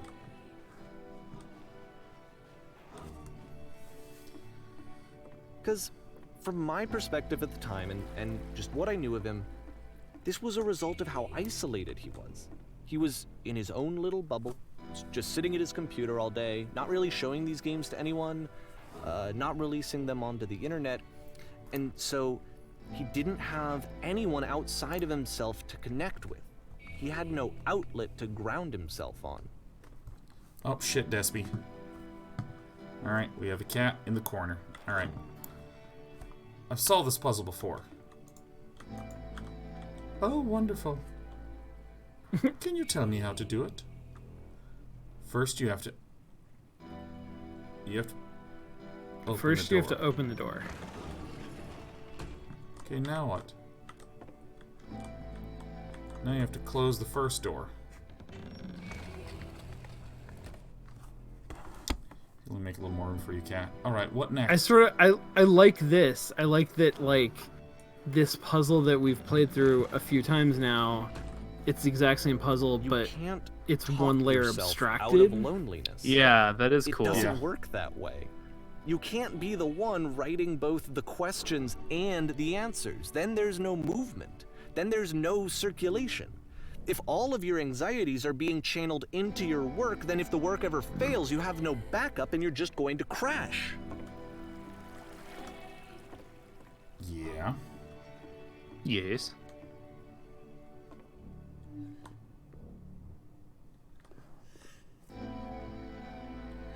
There's no machine here. Jesus, this gasping breath. Yeah. Oh, that's not you. So your work is... Yeah.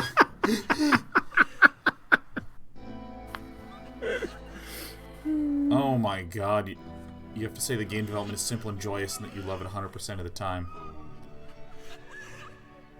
Okay, making games is simple. Here we go. Ah, that feels wonderful. Why did I feel so awful when I said that? Don't worry about it. Just keep talking. Just keep saying the creation is easy. When I make games feel completely energized, bam!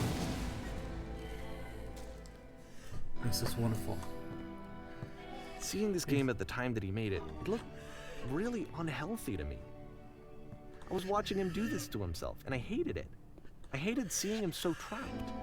It's like, video games are not worth this amount of suffering. This is someone I really cared about. And I used to get so much joy out of seeing him create.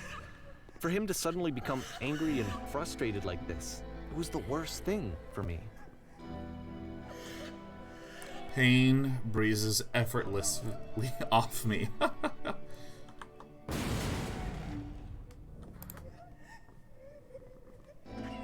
don't know. This is what I felt at the time. I don't know how else to explain it. Oh god, I will be it to saved by my work. Anything. I had never felt so rotten. I needed more than I had ever needed anything for this to stop.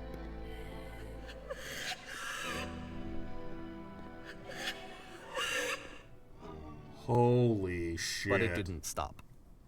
After finishing this one, Coda takes another 7 months and comes up with a new game. Oh my god. Yeah, I'm pretty fucking into this. Actually, like, that makes me appreciate the conceit of the lamppost a little bit more. Yeah, I think that, I think that sequence had actual, like, emotion. I think that... Whereas the rest did not. Yeah. So far. Although maybe the rest was context that was needed. Yeah, I mean, I do think there's an element of that. I also feel like that little sketch makes explicit the... Like, it really shatters the illusion that these are independent prototypes. Yeah. Like we have had this kind of sense that Davy's narration is what is threading all of these things together, and he's calling our attention to themes and repeated patterns and things like that. But the truth is, there are these, like, not just themes and repetitions, but specific callbacks, like specific building on ideas that are, I would even say, like, that lamppost from the earlier games as a signal that this is the end of the game doesn't make any sense, doesn't work within the internal logic of those games until you get to this point and you realize that it was necessary to establish a visual signal of the end of the game so that we could have the emotional payoff in this moment of seeing this visual signal of the end of the game. Like, that's a retrospective thing. It doesn't make any sense for the games to have been built in this order. Right. You know, so I feel like this is a little bit of like what makes, you know, like when I think about how difficult it is to write like an entire novel, you can try to say something in chapter 3 like, hey, you really got to pay attention to this thing. And then in the climax, that thing is referenced. And you go, right. Oh, okay. Well, you kind of took it away. It's that idea of like, okay, how do you allow something to exist that lets me, the reader, focus on it without realizing that I have focused on it so that I can come back and use it for that sort of thing? Like, if this lamppost motif were to just keep showing up again and again and again, we honestly might not notice it. Right. So if you point straight to it, which is, again, kind of like a documentarian can do that easily. Like, hey, look at this. There you go. Pay attention to that. Like, this is like what I feel like is the hard part of having some completed creative work, is like being able to have these references not on a leash with a narrator. Lee, I don't know if this at all gets at the thing that you were talking about, that you have a problem about with this. I do want to say that I think there's something, because it's not, to me, it's not insincere and it's not lacking integrity, but by creating a thing and then creating a layer in which you are presenting the thing as a documentarian, you are removing a sense of vulnerability. Like, you're removing the potential for the thing that you're presenting to reflect back on yourself, right? Because you've positioned yourself as a documentarian, as somebody who is separated from the thing. And I think that there's something, I don't know what the word to describe it is, but it does, I think it shows a hesitancy to allow a sense of vulnerability in the work. Yes. Yeah, that is a big part of it. Yeah, whatever that's called. No. It feels like a dodge, kind of. Did you guys see what the dialogue was just then? No, what was it? The dialogue was like, all right, the machine is in there. It's ready for your interrogation. And I said, I intend to be very brutal. And the guy said, good, the machine is in there. There's some press there, so there might be some, fanfare. But the machine calls itself Coda. So I'm like, oh shit. Here we go. All right. Oh, God.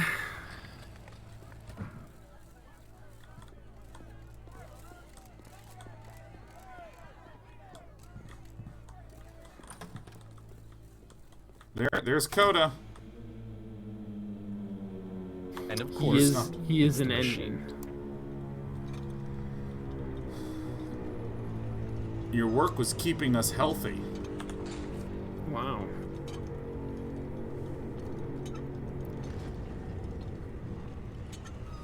Damn. How could you possibly go back to trusting you to do this job? Jeez, this is intense. Yeah. Oh, with this for a start, you need to go to the people who are out there and apologize to them. Actually, no, I've been so alone. I'm just gonna do it. I've been so alone. Yeah. Apologize for this. Yeah. Yeah, guys, for any of you who are Brutal. curious how healthy communication happens in relationships, it's like that. Think carefully. I know how to hurt you. That's like what I want to say is one of my wedding vows. Like that's. Yeah. Jesus. All right, then I'll apologize to the people on your behalf.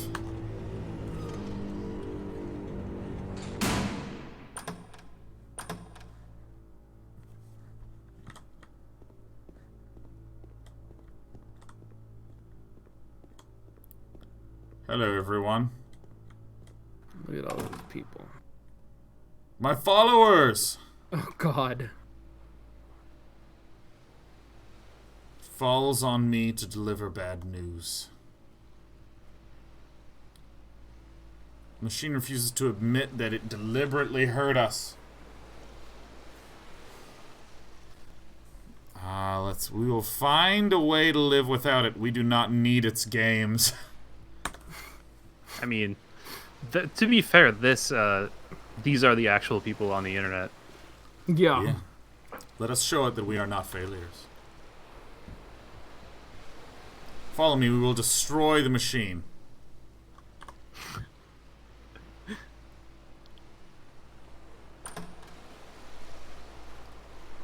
The door open? Oh, yeah. Oh, fuck. Oh, dude.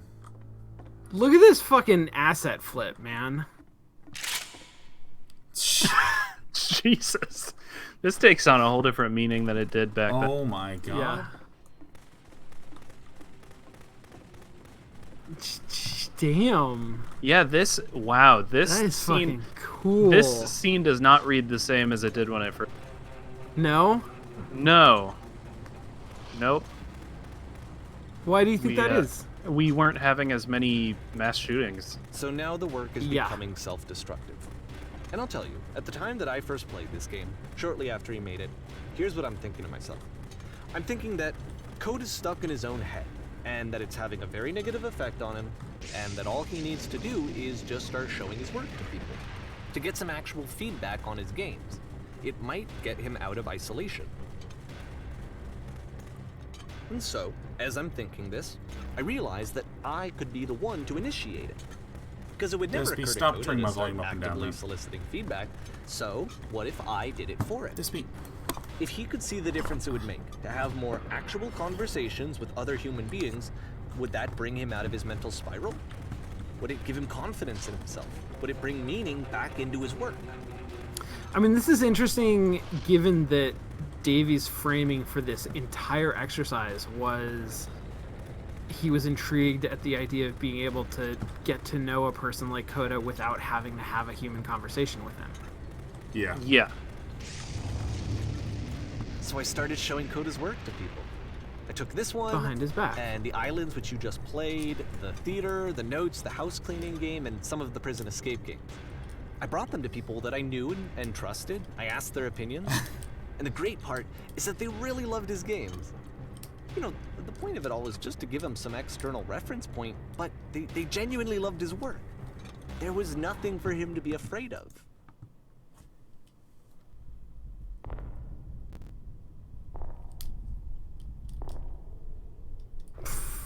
Fuck.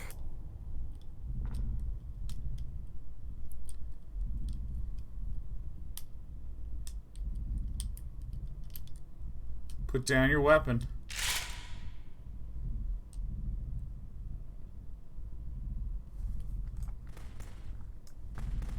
I can't even see move. Why I felt like this was the right thing to do? Because it's the thing that I always feel like I need, to be told that my work is good, that I am good.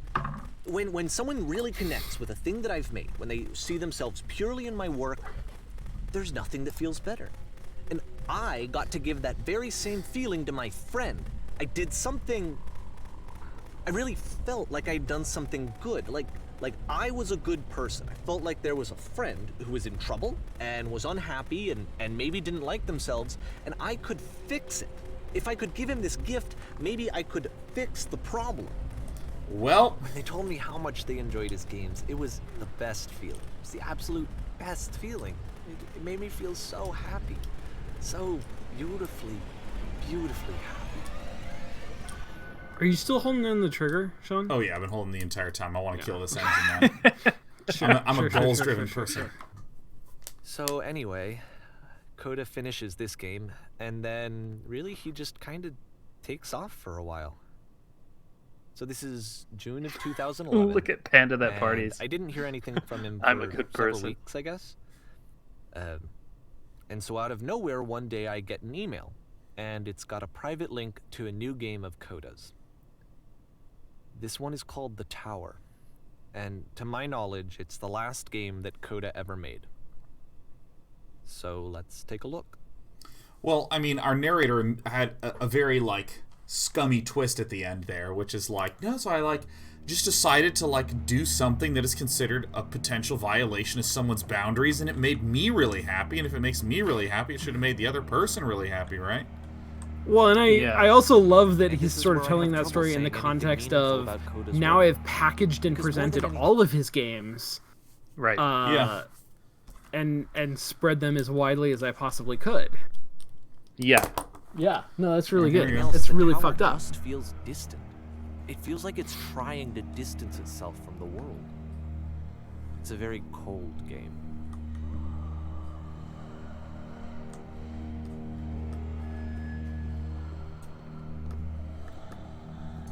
Holy shit. Oh, fuck. Sorry, there was a... At this point in the game, a cat should attack you from behind. Oh my god, it scared the shit out of me. Oh my god, it's like it's a very cold game, and I like heard a jump. Oh, it's shit. Okay. Albatross of time. It's Coda back for revenge. Oh my god, it's Coda. Okay, all right. So Coda's back. Let's continue to investigate the spooky tower, everyone. Holy Jesus. Spooko. This room actually has a maze in it. Except that all the walls of the maze are invisible. And then every time you touch one of the walls, there's this awful flashing and noise, so the experience is really miserable. The game goes beyond not being meant to be played, it actually seems to despise the player for trying to play it at all. That's like what dating is like. I do want to show you the rest of the levels, so when you're ready to continue, press enter and I'll put a bridge over the maze.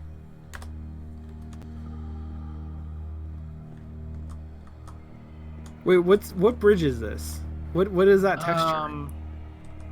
It looks like a gray box texture.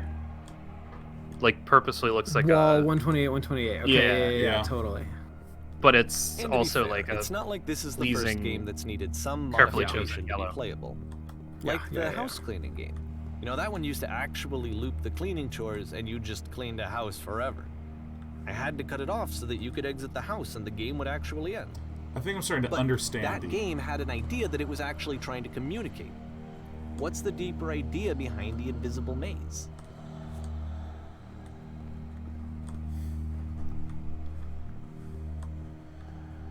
Here we go. The only way past this challenge is to randomly guess the 6-digit code. Like the invisible maze, it's frustrating to me, because it's the opposite of everything else that Coda has made. It doesn't encourage thought or engagement. It doesn't ask anything of me, except a lot of my time. If I could have reached him during this time, then maybe I could have asked him, but I couldn't. I still don't really understand why this is here. I'll put the code on the ground for you here, though, so that we can move on. 15, 16, 17.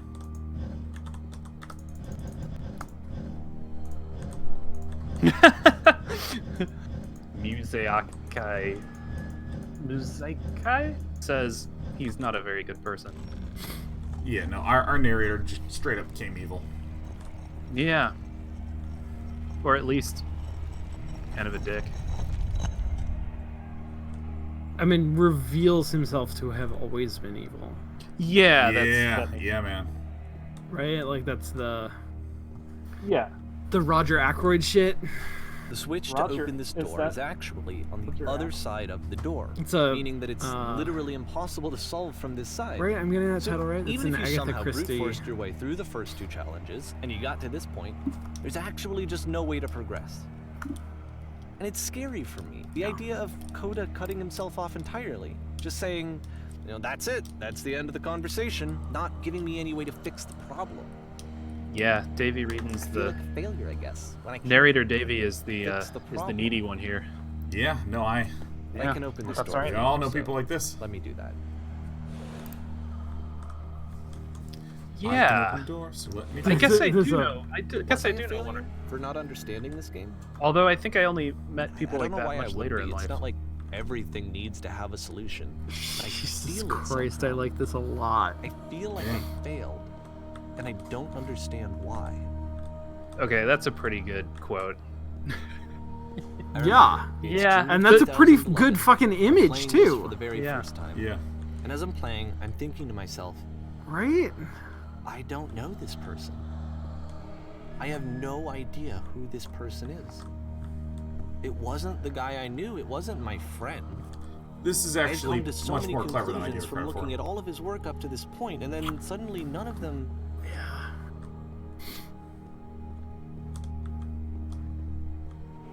I'm gonna go up. I'm gonna go around. I'm gonna go over. I had been trying to, though. That was the thing. For years, I was trying to get to know him, to understand who he actually was and what he stood for. I asked him so many times to please just tell me what his games mean to him. I asked him please to tell me what the 3 dots mean. And he wouldn't. Yeah. All right.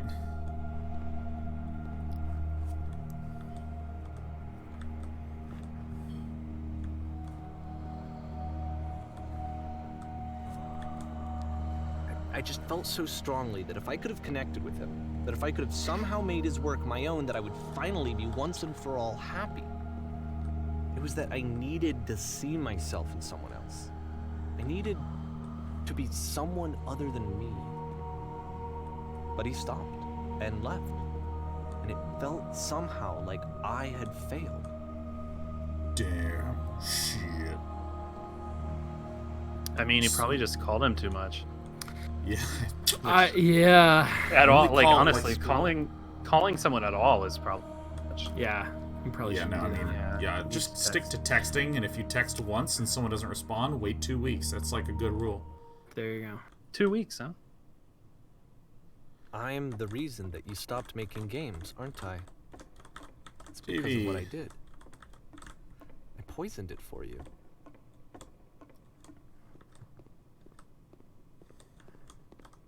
I don't think I ever told you this, but when I took your work and I was showing it to people, it actually felt... it felt as though I were responsible for something important and valuable. Mm-hmm. And the people who played them, they treated me like I was important. They really listened and cared about what I had to say. Even though I was showing your work, it was... I felt good about myself. Finally. He's a little heavy-handed, but I appreciate it. Yeah, it's a little heavy-handed. No, I agree.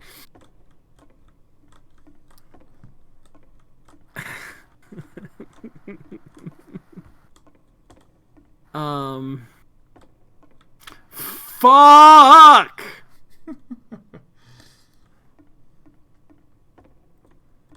This is what I'm talking about. God damn it, Davey reading my fucking mind. I didn't have anything left to show people. I just had to be with myself. And as soon as that happened, there was no feeling at all. Nothing. Less than nothing. What does that mean?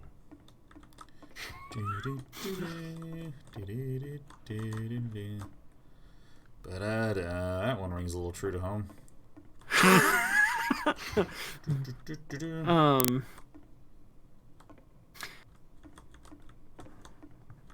Oh, I can move through that. Okay, so part of what I like about this game is that it's only an hour and a half long. Yeah. Mm-hmm. And it feels like... I'm afraid that I did something really stupid because I don't like myself. The character of narrator Davey from the beginning, especially from the very first game, talking nonstop, like to the point of repetition in a way that is like not pleasant. Like it's sort of interesting, but it's just like talk. Like that is very much a... That's why I'm releasing this collection of your work. Is because I haven't been able to find any other way to reach you. I've tried everything. And so a part of me has hope that if I put this compilation out into the world, and if I put my name on it, that maybe enough people will play it so that it'll find its way to you, so that I can tell you that I'm sorry. I know I screwed up.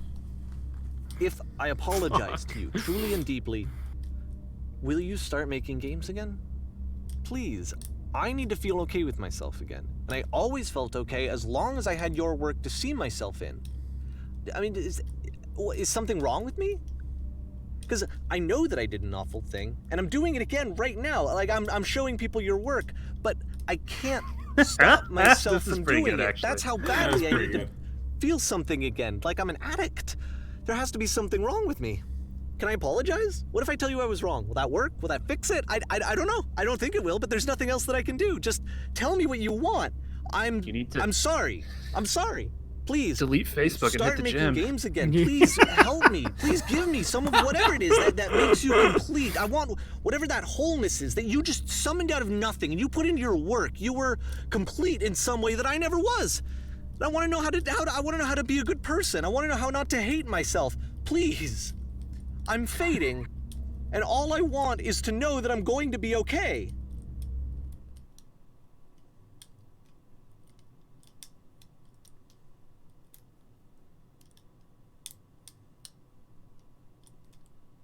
Oh, there's more gameplay. Well, that's disappointing. Yeah. Oh no. Xiangwei says every X ever.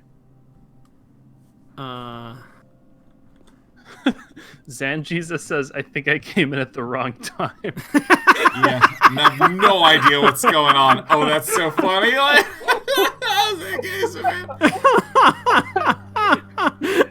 incredible. Oh, God, that's very good.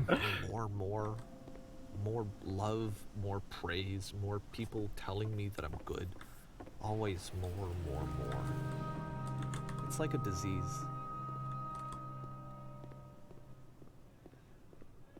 I like that my video connection is so that the game is just like melting on my screen. It's just. Oh wait, is it getting worse for you too, Sean? Yeah, it is. Did the subtitles briefly stop Sean. Making sense, or it must be other Sean's fault? Oh yeah, no, I mean, like, if someone had sometimes my video push to you sucks. He just really enjoyed making prison games. Maybe I wouldn't have thought he was so desperate. I wouldn't have told so many people that he was depressed. I would have told so many people that he was depressed. That's hilarious.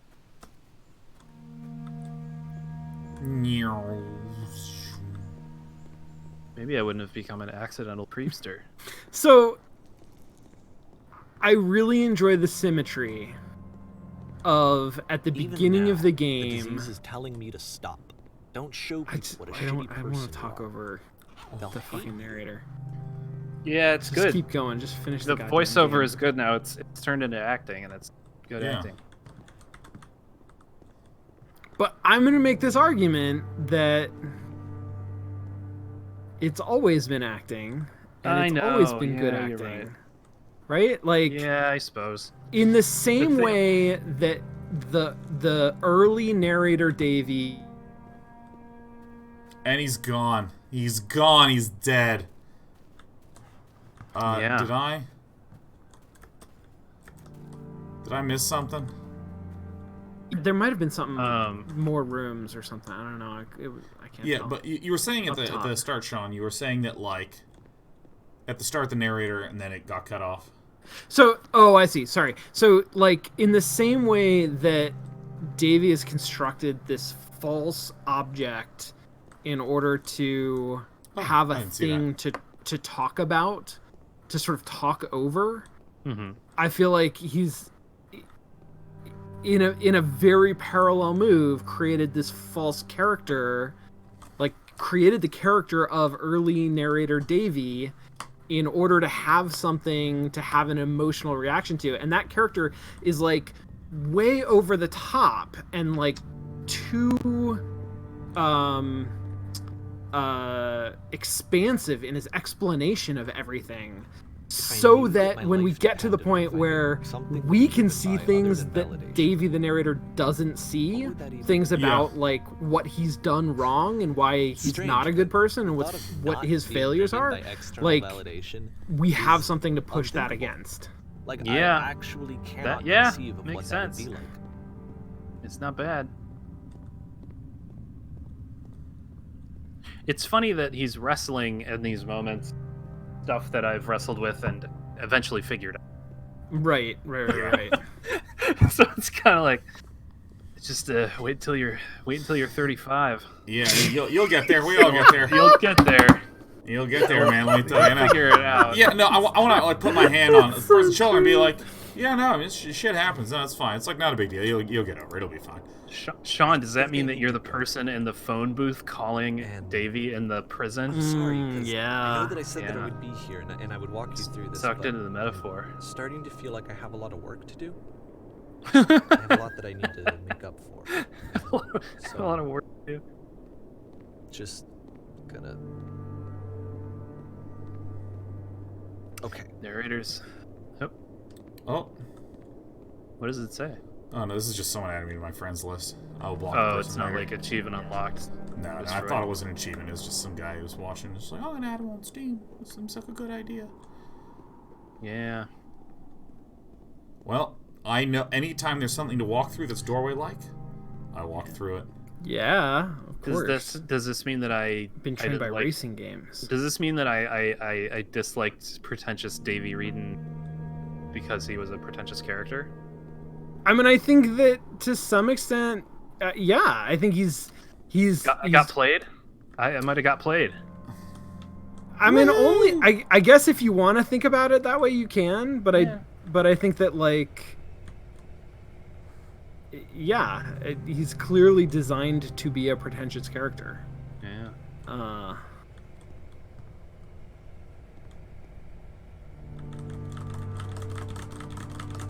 I'm liking this better. I gotta say, I'm liking it better. I think I'm on team.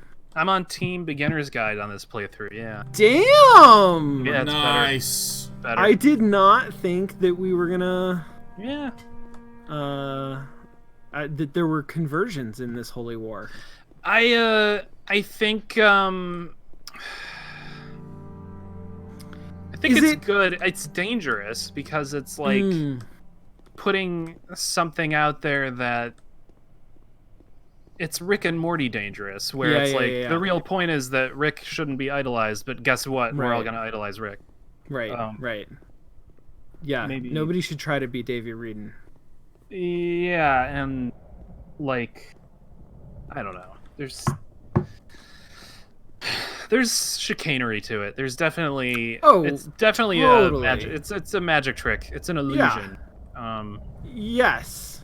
Yeah, and some people really in don't the like way magicians, that my favorite games are magic tricks. Like I appreciate that very much about this. Yep. Do you think? Oh, fuck! Yes. Oh. We do it. Good ending. And we're gonna float up, right? I'm just gonna float up in space. Oh god, of course we are. Is beyond the mind's eye. Oh my god.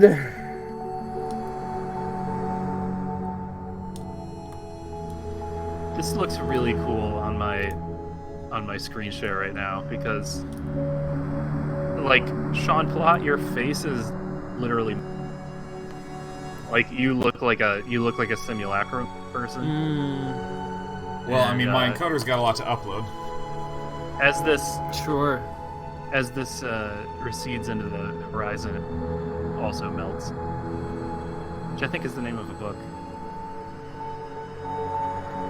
Wow. I can't wait for the cold open to end. Yeah, and that's just like the beginner's guide. There's good chat going on too. Oh yeah. Now you might struggle to see it with the encoding to you, but there's actually a circle that's shrinking towards the center of the maze, and there's 100 other players in it. They're all fish. Whoa. Who's R? Made up. Fictional person. Made up. God damn it. That's a real person he knew between 2009 and 2011 named Rhoda. Rhoda. ANG8811 says fade into Skyrim.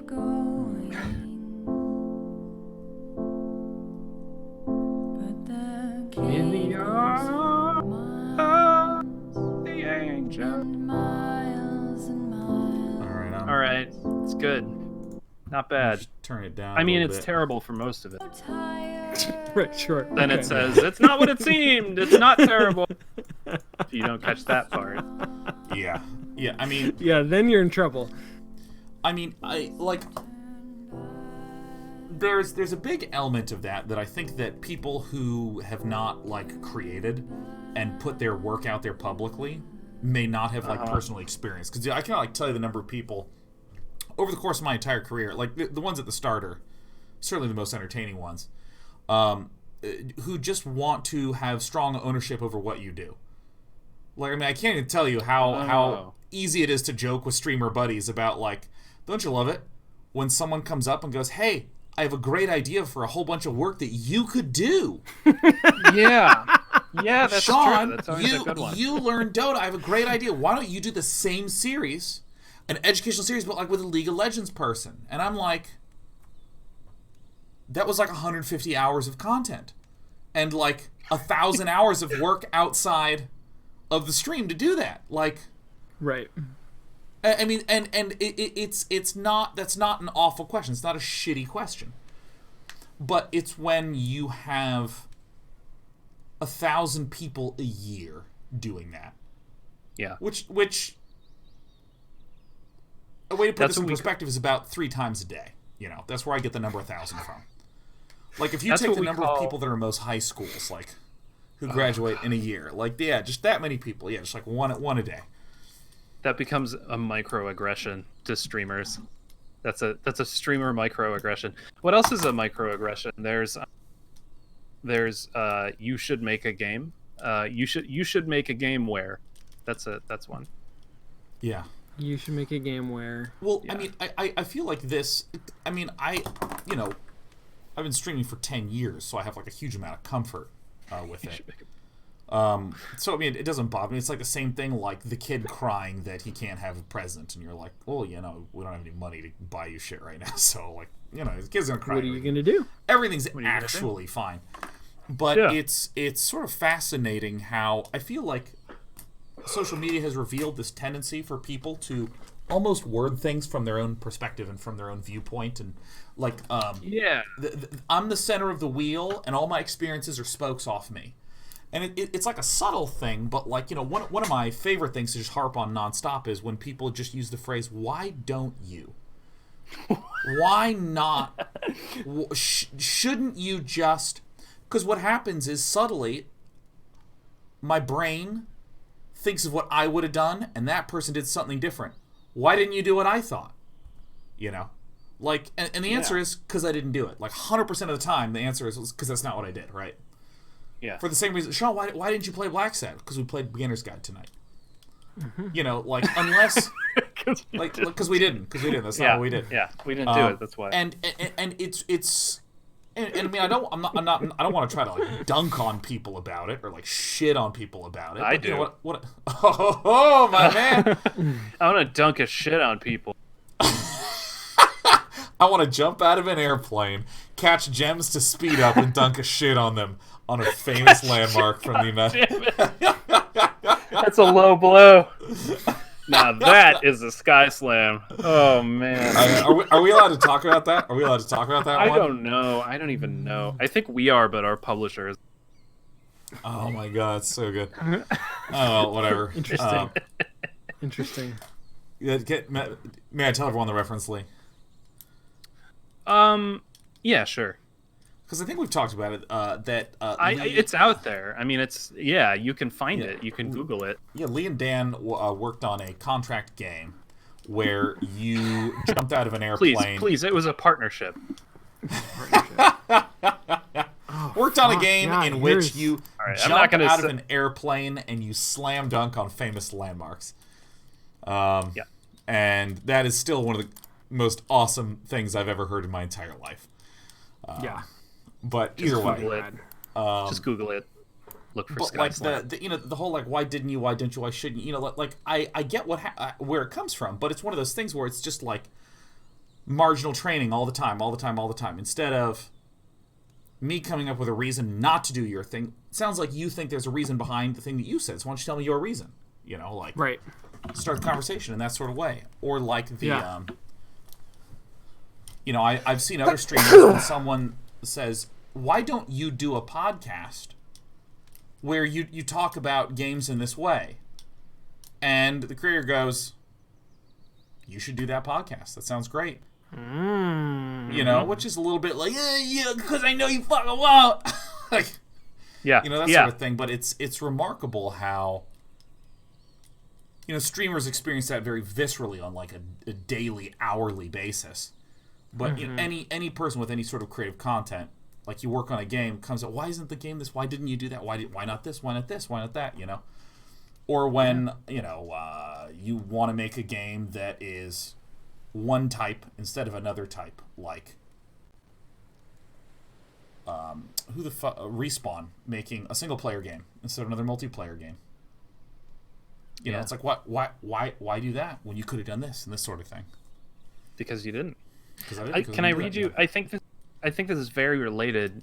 Can I read you the first sentence of an article about parasocial relationships?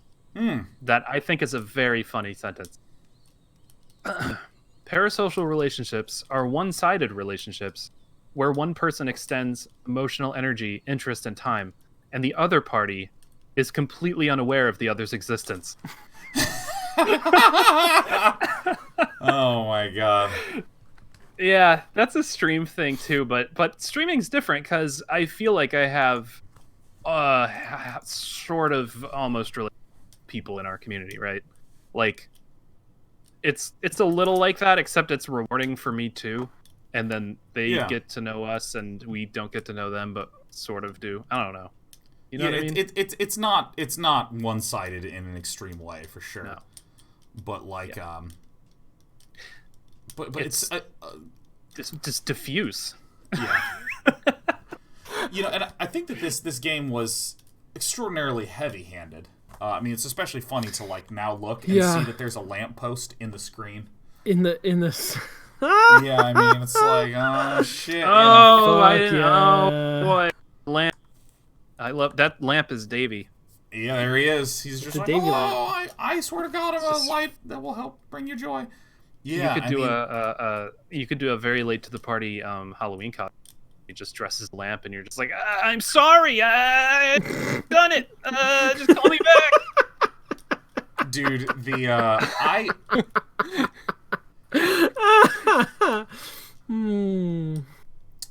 So first of all, I just want to know what an incredible dunk. Anytime someone's like, you should make a game like this, he goes, oh, I totally made a game like this. I think you'll love it. It's called The Beginner's Guide. Go play it.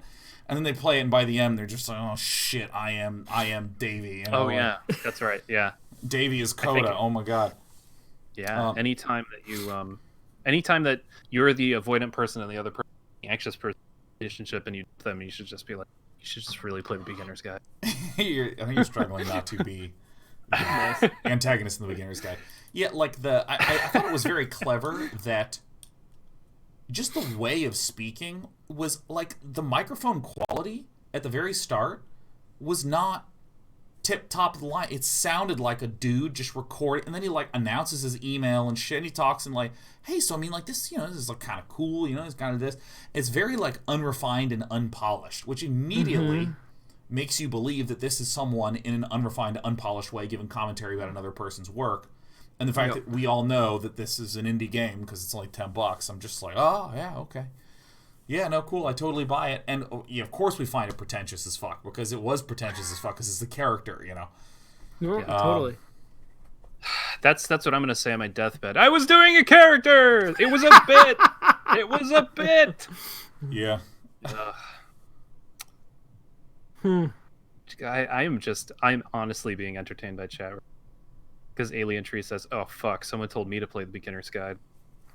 Yeah, what? How do you know? How do you know if you're? How do you know if you're being Davey Reedon? Fuck! How do you know that? I guess people have been telling me to play The Beginner's Guide for years. It's incredible. No one's told me to play it till I tweeted I need a game that's under 2 hours. So, Sean, I'm in the clear. Look at that. I have an advice question for you. Yeah.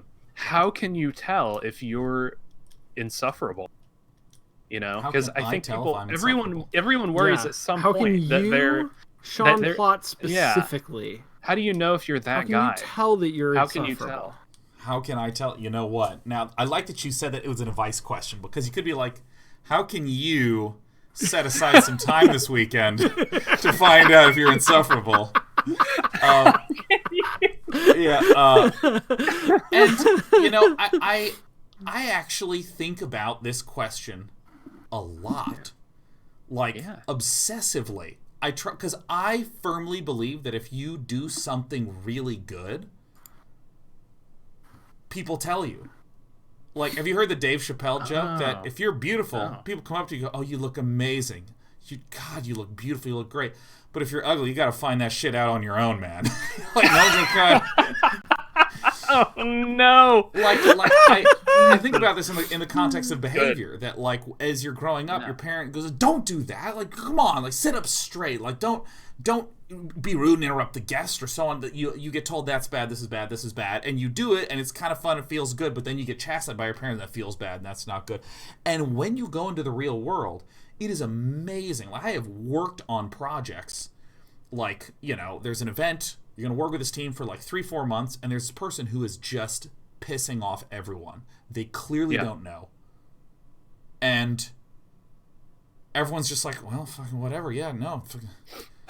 John's a total prick. That's just the way it is. And I just think he is probably going to spend a full year being totally rude. Yeah. And I actually distinctly remember a time I met up with a friend for lunch who said something really rude to the waitress. And the waitress walked away, and I go, "Dude, why are you so rude to the waitress?" And my friend goes, "Was that rude?" And I went, "Yeah, that was really rude." My friend's like, "Wait, like, how is it rude?" And I explained succinctly, and my friend went, "Holy shit, I never thought of it that way. Oh my God."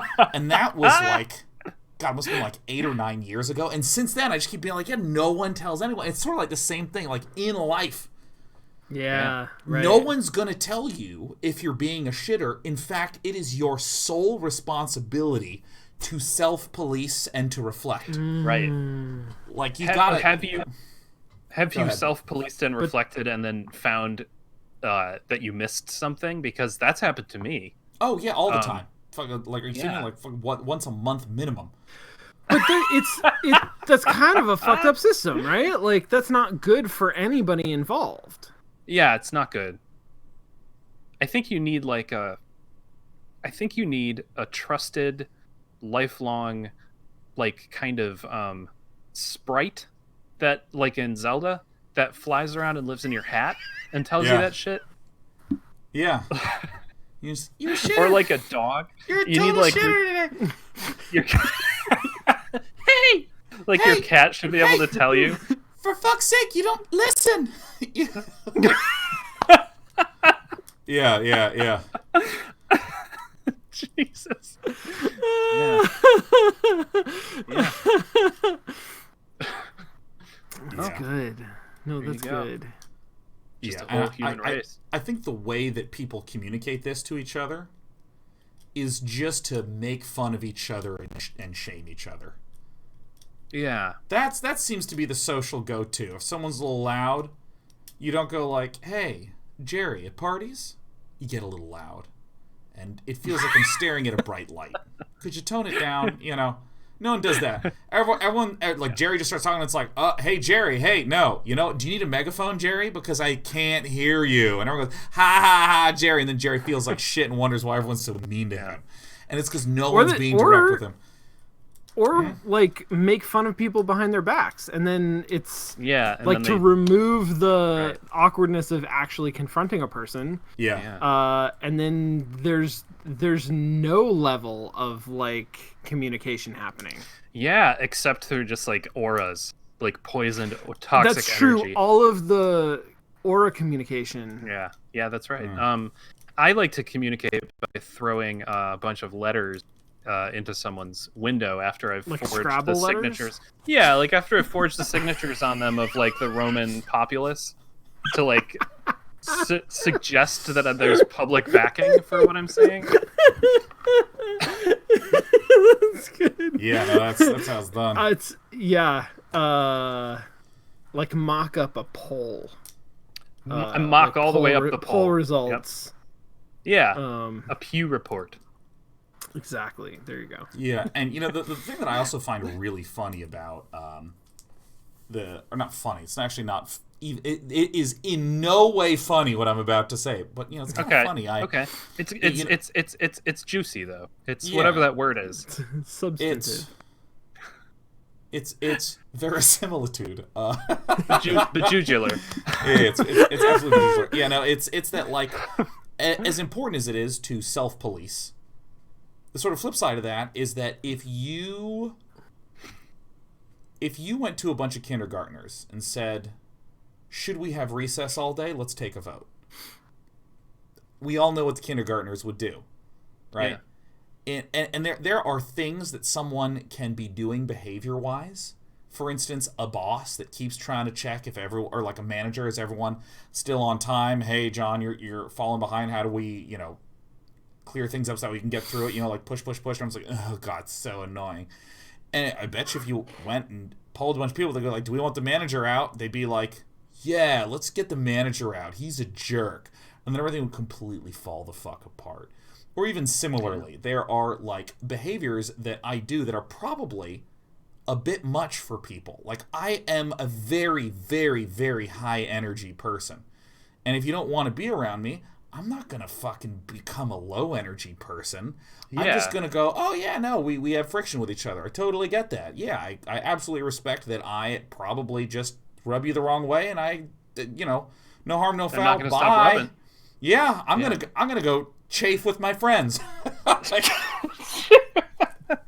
Yeah, my two-sided friends. Yeah, or my friends that aren't shark scaled. Well, do y'all have any closing thoughts? Because it is 9:34, and I have to go to bed. I guess try not to be Davey Reedon. And if you are, Coda, please write back to us.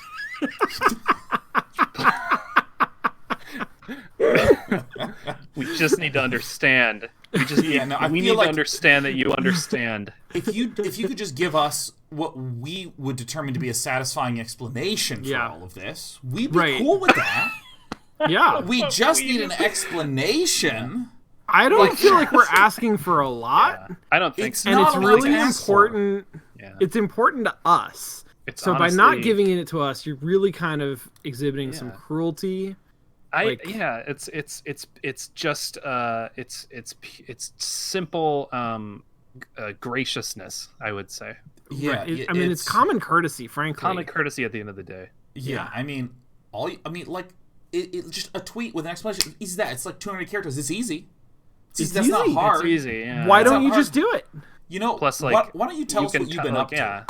And then we can see. We can point to all the nooks and crannies of time where you could have given us an explanation, because I'm sure they're there. Yeah. And I appreciate if you haven't been able to find them, but we can find them. Yeah, and we can help find exactly. And why wouldn't you read our text, but you're still replying to other people's texts because we were in the car with them? Yeah. I mean, I know that it happened. Yeah. Yeah. I mean, it's almost like you don't want to talk to